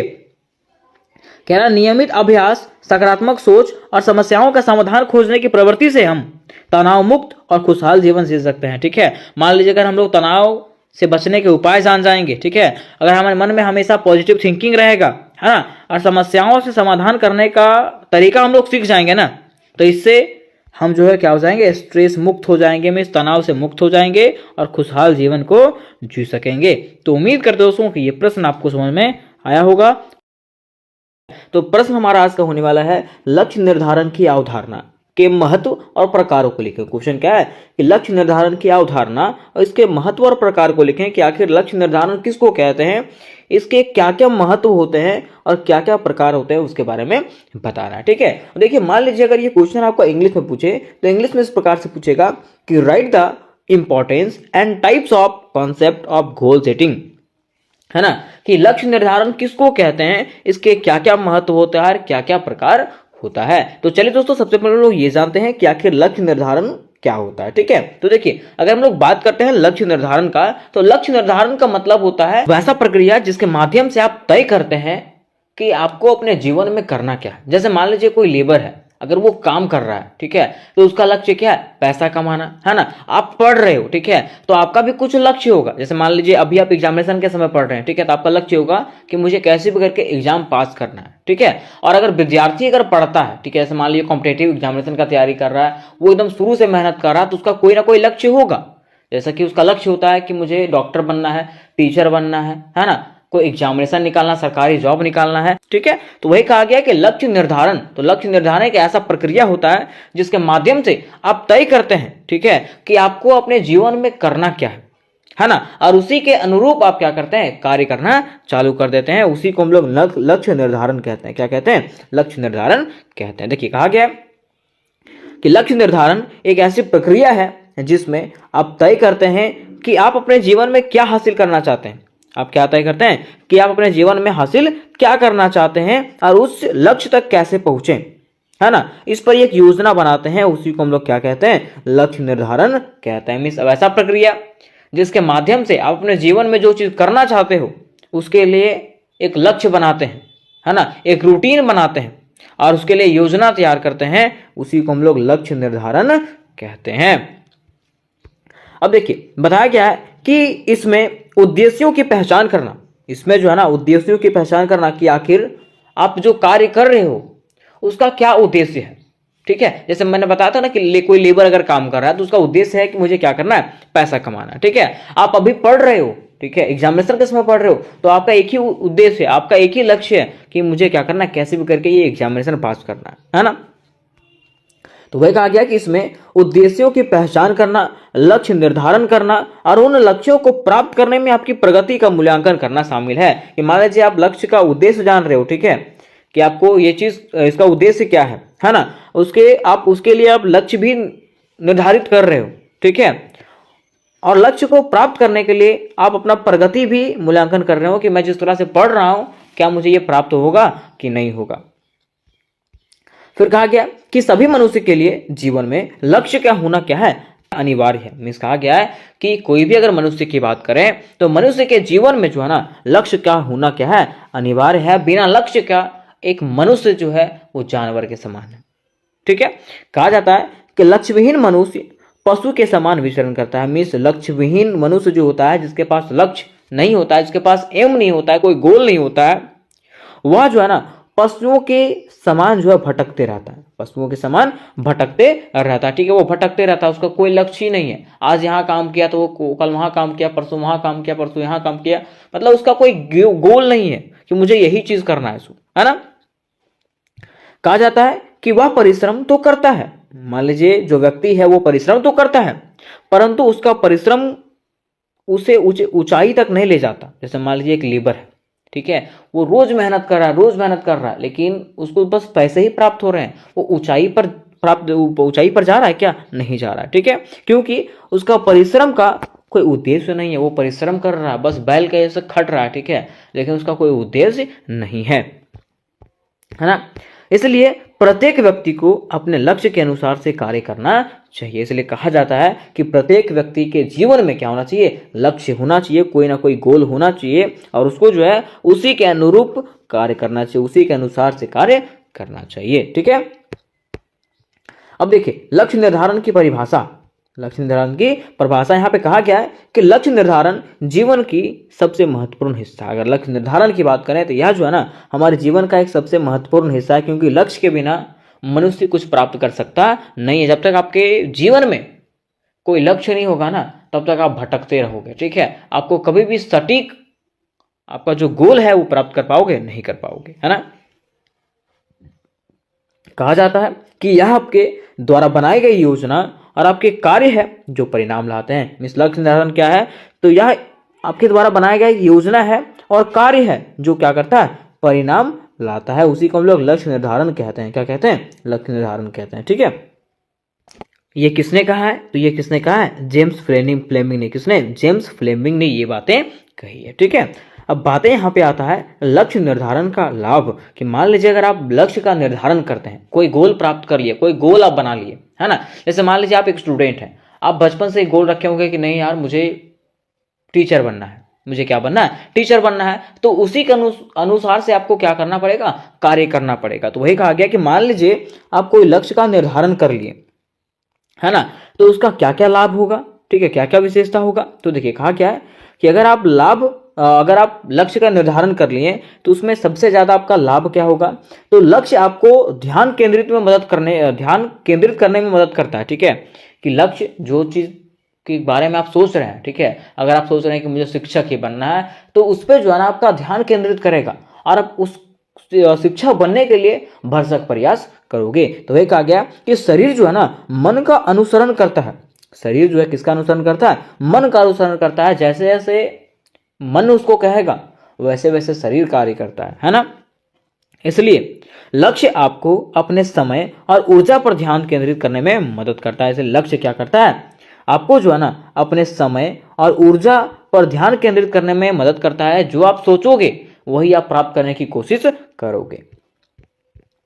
कहा जाता है कि अपने लक्ष्य निर्धारण करने और उन पर ध्यान केंद्रित करने से आपको बेहतर और तेज परिणाम प्राप्त हो सकते हैं। ठीक है, मिस कहा गया कि मान लीजिए अगर आप लक्ष्य निर्धारण करोगे, है ना, और उस पर ध्यान केंद्रित करोगे ना, ठीक है, तो आपको बेहतर और तेजी से परिणाम प्राप्त हो सकता है। मान लीजिए आप चाहते हो कि मुझे टीचर बनना है, ठीक है, और टीचर बनने के लिए आप खूब मेहनत कर रहे हो, भरसक प्रयास कर रहे हो, तो इसमें हो सकता है कि आपको परिणाम जल्दी मिलेगा, है ना।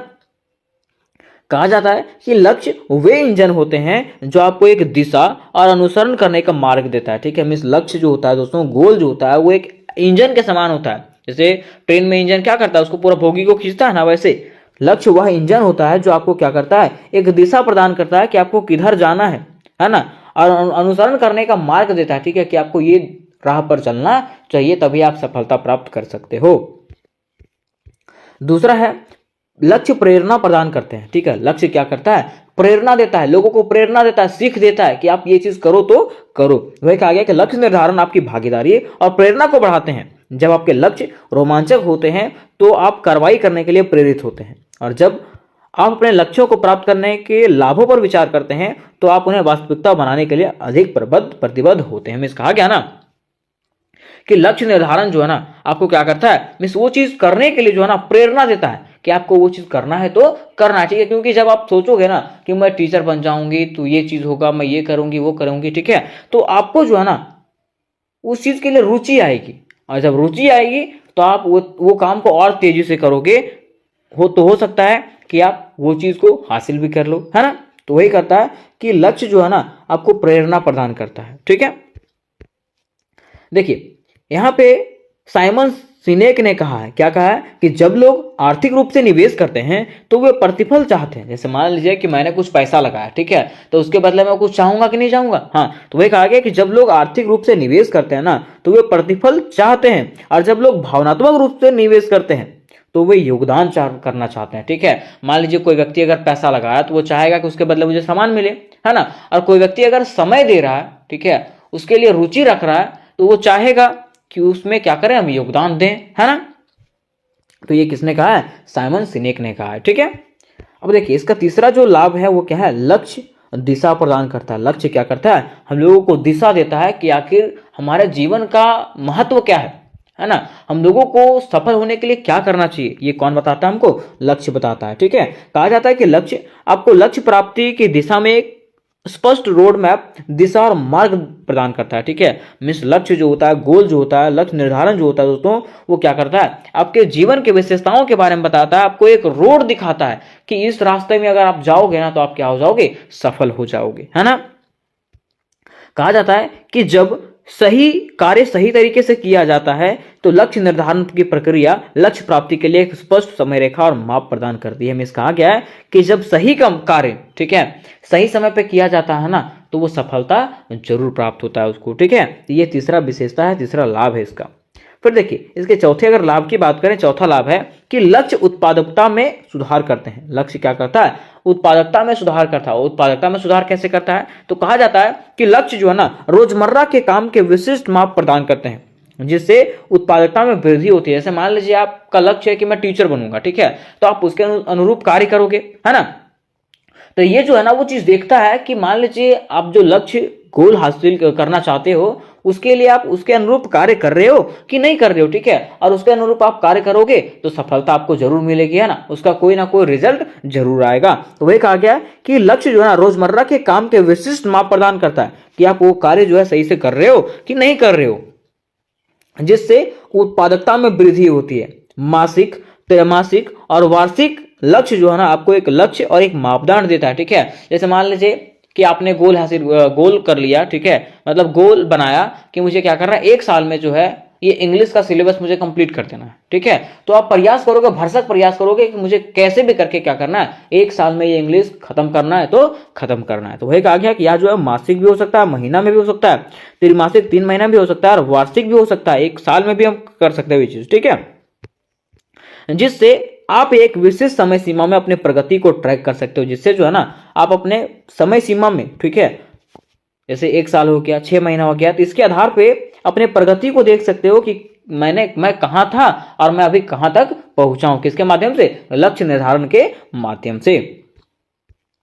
अब देखिए पांचवा इसका जो लाभ है वो है लक्ष्य जवाबदेही प्रदान करता है। लक्ष्य क्या करता है, जवाबदेही प्रदान करता है। कैसे जवाबदेही प्रदान करता है, मान लीजिए आप अपना अगर कोई गोल बनाते हो, कोई लक्ष्य बनाते हो, तो लक्ष्य क्या करता है दोस्तों, आपको उसी के अनुरूप कार्य करना के बारे में बताता है कि आपको उसी के अनुरूप कार्य करना है। उसके लिए आपको दिशा दिखाता है कि ये कार्य अगर आप करोगे, इस दिशा में अगर आप कार्य करोगे तो सफलता जरूर पाओगे, है ना। तो वही कहता है कि लक्ष्य जो है जवाबदेही प्रदान करता है। ठीक है, अगर आप कुछ बन जाओगे, अगर आप सही लक्ष्य पे चलोगे ना तो सफलता अवश्य मिलेगी आपको। ठीक है, तो आप किसी को जवाब भी दे पाओगे कि हाँ मैंने अगर अपने लक्ष्य पे कार्य किया तो मुझे सफलता अवश्य मिला। तो वही कहा जाता है कि लक्ष्य रखने से भविष्य में आपकी एक छवि बनती है। लक्ष्य रखने से भविष्य की एक छवि बनेगी। जैसे मैंने बताया था ना कि आप शिक्षक बनना चाहते हो तो आप सोचोगे कि हाँ मैं शिक्षक बन जाऊंगी तो ये करूंगी वो करूंगी, लेकिन कब, जब मेहनत करेंगे तब, है ना। और वह आपको उस भविष्य की ओर कदम उठाने के लिए प्रेरित करता है। ठीक है, जब आप लक्ष्य रखोगे ना तो उसके लिए जो है ना आप कार्य करने के लिए प्रेरित होइएगा।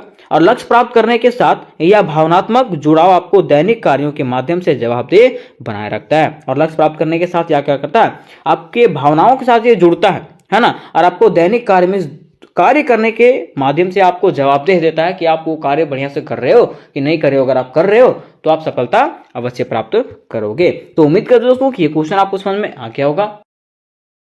तो आज का प्रश्न हमारा होने वाला है, समय प्रबंधन से आप क्या समझते हैं। क्वेश्चन क्या है, समय प्रबंधन से आप क्या समझते हैं। और आपका क्वेश्चन जो है ना इंग्लिश में इस प्रकार से पूछ सकता है कि what do you mean by time management. Time management कहने का अर्थ समझते हैं, हाँ, कि आप अपने समय का प्रबंधन किस प्रकार से करते हैं, अपने समय का मैनेजमेंट किस प्रकार से करते हैं। ठीक है, क्योंकि ऐसा कहा जाता है दोस्तों कि टाइम इज मनी, कि समय क्या होता है, मूल्यवान होता है, पैसे के जितना मूल्यवान होता है। अगर आप समय का सदुपयोग करोगे तो आप अपने लाइफ में सफलता पाओगे। ठीक है, लेकिन अगर आप समय का दुरुपयोग करोगे ना तो आप कभी भी अपने लाइफ में सफलता पा सकते नहीं हो। ठीक है, तो सबसे पहले हम लोग यहाँ पे लिखेंगे समय प्रबंधन का अर्थ। क्या लिखेंगे? समय प्रबंधन का अर्थ, कि आखिर समय प्रबंधन का मतलब होता क्या है। ठीक है, देखिए लिखेंगे इस प्रकार से कि समय प्रबंधन का अर्थ है अपने समय का सही से उपयोग करना। समय प्रबंधन का अर्थ क्या होता है? अपने समय का सही से उपयोग करना। कोई पूछेगा कि what do you mean by time management, तो आपको बताना है कि अपने समय का सही से मैनेजमेंट करना ही क्या कहलाता है? समय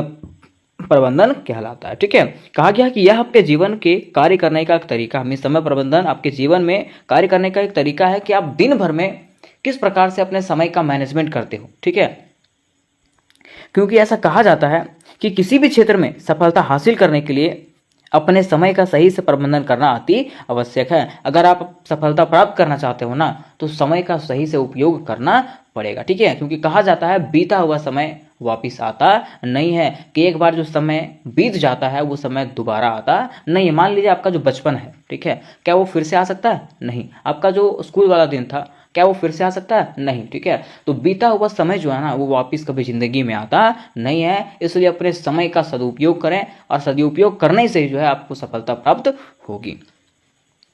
देखिए, पॉइंट बना के आपको लिखना है कि किसी भी कार्य को करने के लिए निर्धारित समय योजना बनाने की प्रक्रिया समय प्रबंधन कहलाती है। मीन्स कहा गया कि कोई भी कार्य को करने के लिए जो निर्धारित समय दिया जाता है, उसके लिए योजना बनाने की प्रक्रिया को हम लोग क्या कहते हैं? समय प्रबंधन कहते हैं। क्या कहते हैं? समय प्रबंधन। ठीक है, जैसे मान लीजिए आप एक स्टूडेंट हो, है ना, तो आप किस प्रकार से अपना रूटीन बना के रखे हो। रूटीन होता है ना, कि टाइम का रूटीन। ठीक है, कि कैसे आपको कब पढ़ना है, कब खाना खाना है, कब खेलना है। ठीक है, ये रूटीन बना के रखना ही क्या कहलाता है? समय प्रबंधन कहलाता है। ठीक है, कहा जाता है कि दोस्तों कि अच्छा समय प्रबंधन आपको बेहतर कार्य करने तथा कठिन कार्य को आसान करने में मदद करता है। मैं इसका क्या है कि अगर आपके पास अच्छा समय प्रबंधन रहेगा, अगर आप समय के सूटेबल कार्य करते हो, है ना, तो आप क्या कर सकते हो? हर कार्य को बेहतर तरीके से कर सकते हो और कठिन कार्य को भी आसान कर सकते हो। ठीक है, कब? जब आपके पास आप समय का सदुपयोग करोगे तो।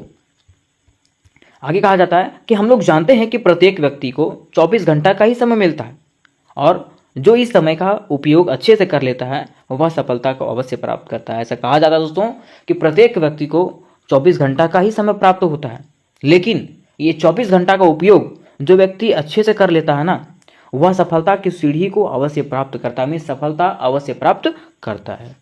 अर्थात हम लोग कह सकते हैं कि अगर सफलता प्राप्त करना दोस्तों, तो आपको टाइम का मैनेजमेंट बढ़िया से करना पड़ेगा। ठीक है, क्योंकि देखिए ऐसा कहा जाता है और हम जानते भी हैं कि समय बहुत कीमती है। समय क्या है? बहुत ज़्यादा कीमती है। या बच्चों को सिखाया जाता है कि टाइम इज़ मनी, या बच्चे को पढ़ाया जाता है ना कि टाइम इज़ मनी, कि टाइम क्या होता है? पैसा से भी मूल्यवान होता है। पर उचित तरीके से टाइम का मैनेजमेंट ना करने के बाद कुछ लोग ऐसा कहते हैं ना कि समय हाथ से निकल गया। ठीक है, लेकिन होता क्या है कि जब कुछ लोग जो है ना अपने टाइम का मैनेजमेंट बढ़िया से नहीं कर पाते हैं, तो लोग कहते हैं कि समय चला गया। ठीक है, जैसे मान लीजिए अब जिसमें आपका पढ़ने का दिन था उसमें आप पढ़े नहीं, और अब कहते हो कि नहीं मेरा समय अब चला गया। तो समय चला नहीं गया, है ना, आप समय को छोड़ दिए। ठीक है, आप समय का सदुपयोग नहीं किए। अगर आप समय का सदुपयोग किए रहते तो शायद आप कहीं और रहते, है ना।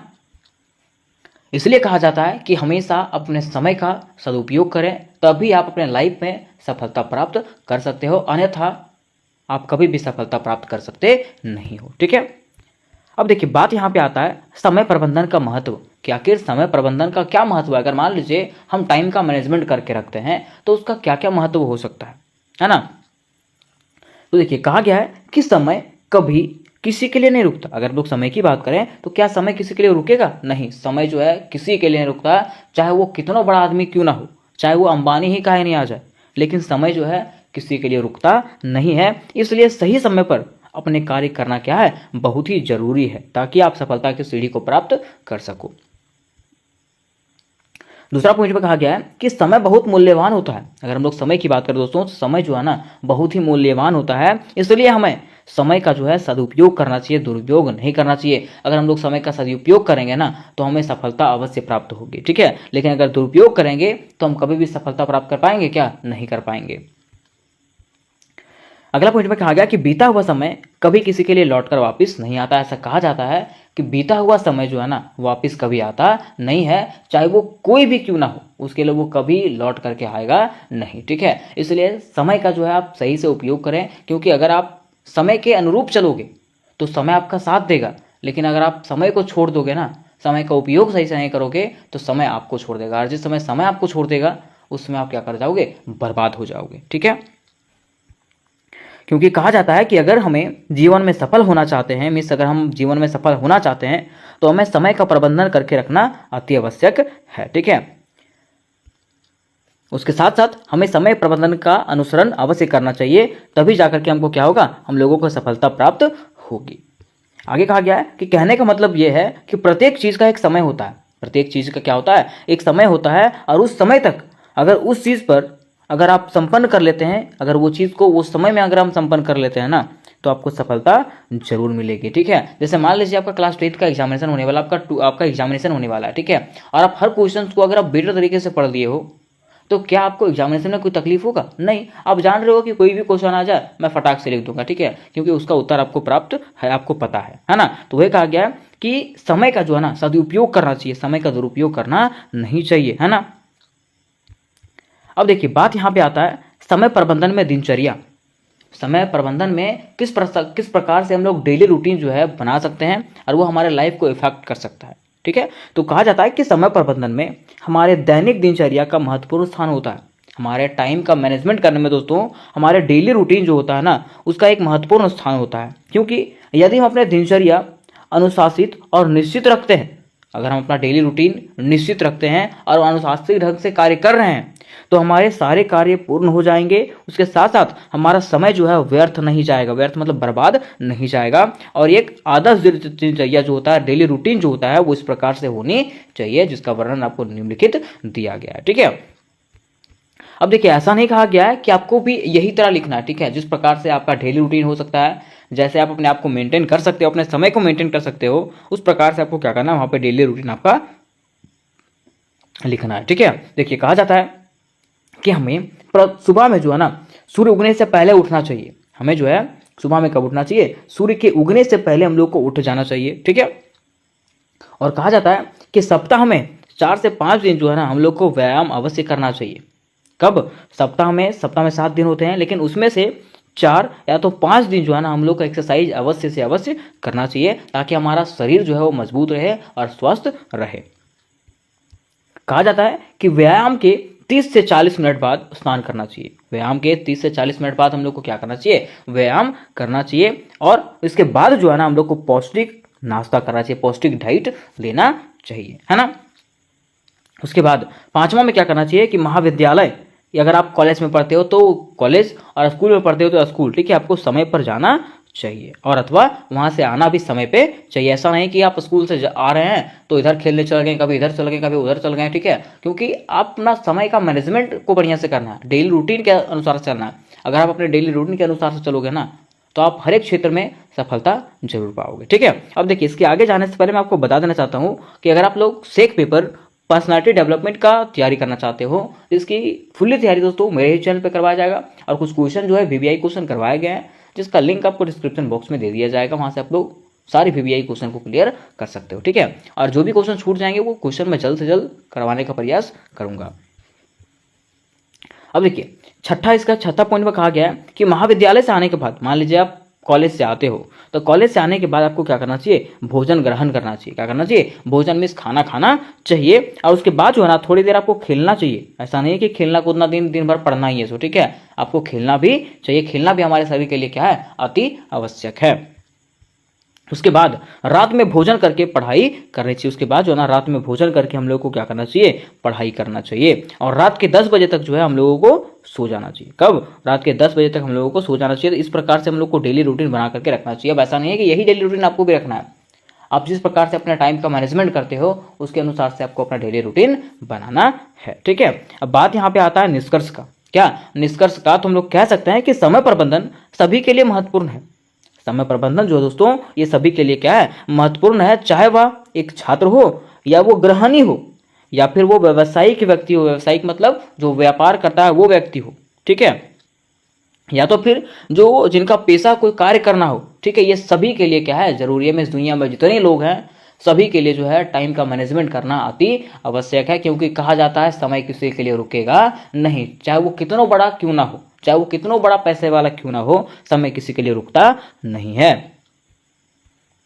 क्योंकि देखिए आगे कहा गया है, क्योंकि देखिए कहा जाता है कि आप चाहे कितना भी बड़ा व्यक्ति क्यों ना हो, और अगर आप अपने कार्य जो है निश्चित समय पर पूर्ण कर लेते हैं, ठीक है, तो आप समय का सही से उपयोग कर रहे हैं। और यदि आप अपने समय का सही से उपयोग कर लिया आपने, तो आप जो है अपने लक्ष्यों को आसानी से प्राप्त कर सकते हैं। मीन्स आपका जो लक्ष्य है, आपका जो गोल है, आपका जो एम है, वो आप क्या कर सकते हो, आसानी से प्राप्त कर सकते हो। कहने का अर्थ है दोस्तों कि स्टूडेंट लाइफ के लिए जो है ना, ये अति आवश्यक होता है। क्या समय का प्रबंधन करना स्टूडेंट लाइफ के लिए अति आवश्यक होता है, क्योंकि स्टूडेंट लाइफ में स्ट्रगल बहुत है ना। और अभी अगर आप अपने समय का महत्व नहीं जानोगे, समय का सही से उपयोग नहीं करोगे, सदुपयोग नहीं करोगे, तो आप जीवन में कभी भी सफल हो पाओगे नहीं। तो उम्मीद करता हूं दोस्तों कि ये क्वेश्चन आपको समझ में आ गया होगा। अगर ये क्वेश्चन आपको समझ में आया होगा तो वीडियो को लाइक करें, अपने दोस्तों के साथ शेयर करें। और फिर से मैं बोल देना कि अगर आप लोग सेक पेपर पर्सनैलिटी डेवलपमेंट की तैयारी करना चाह रहे हो, तो इसकी फुल्ली तैयारी आपको करवा दिया गया है, जिसका लिंक डिस्क्रिप्शन बॉक्स में दिया गया है। तो मिलता है नेक्स्ट वीडियो में, तब तक के लिए जय हिंद, जय भारत।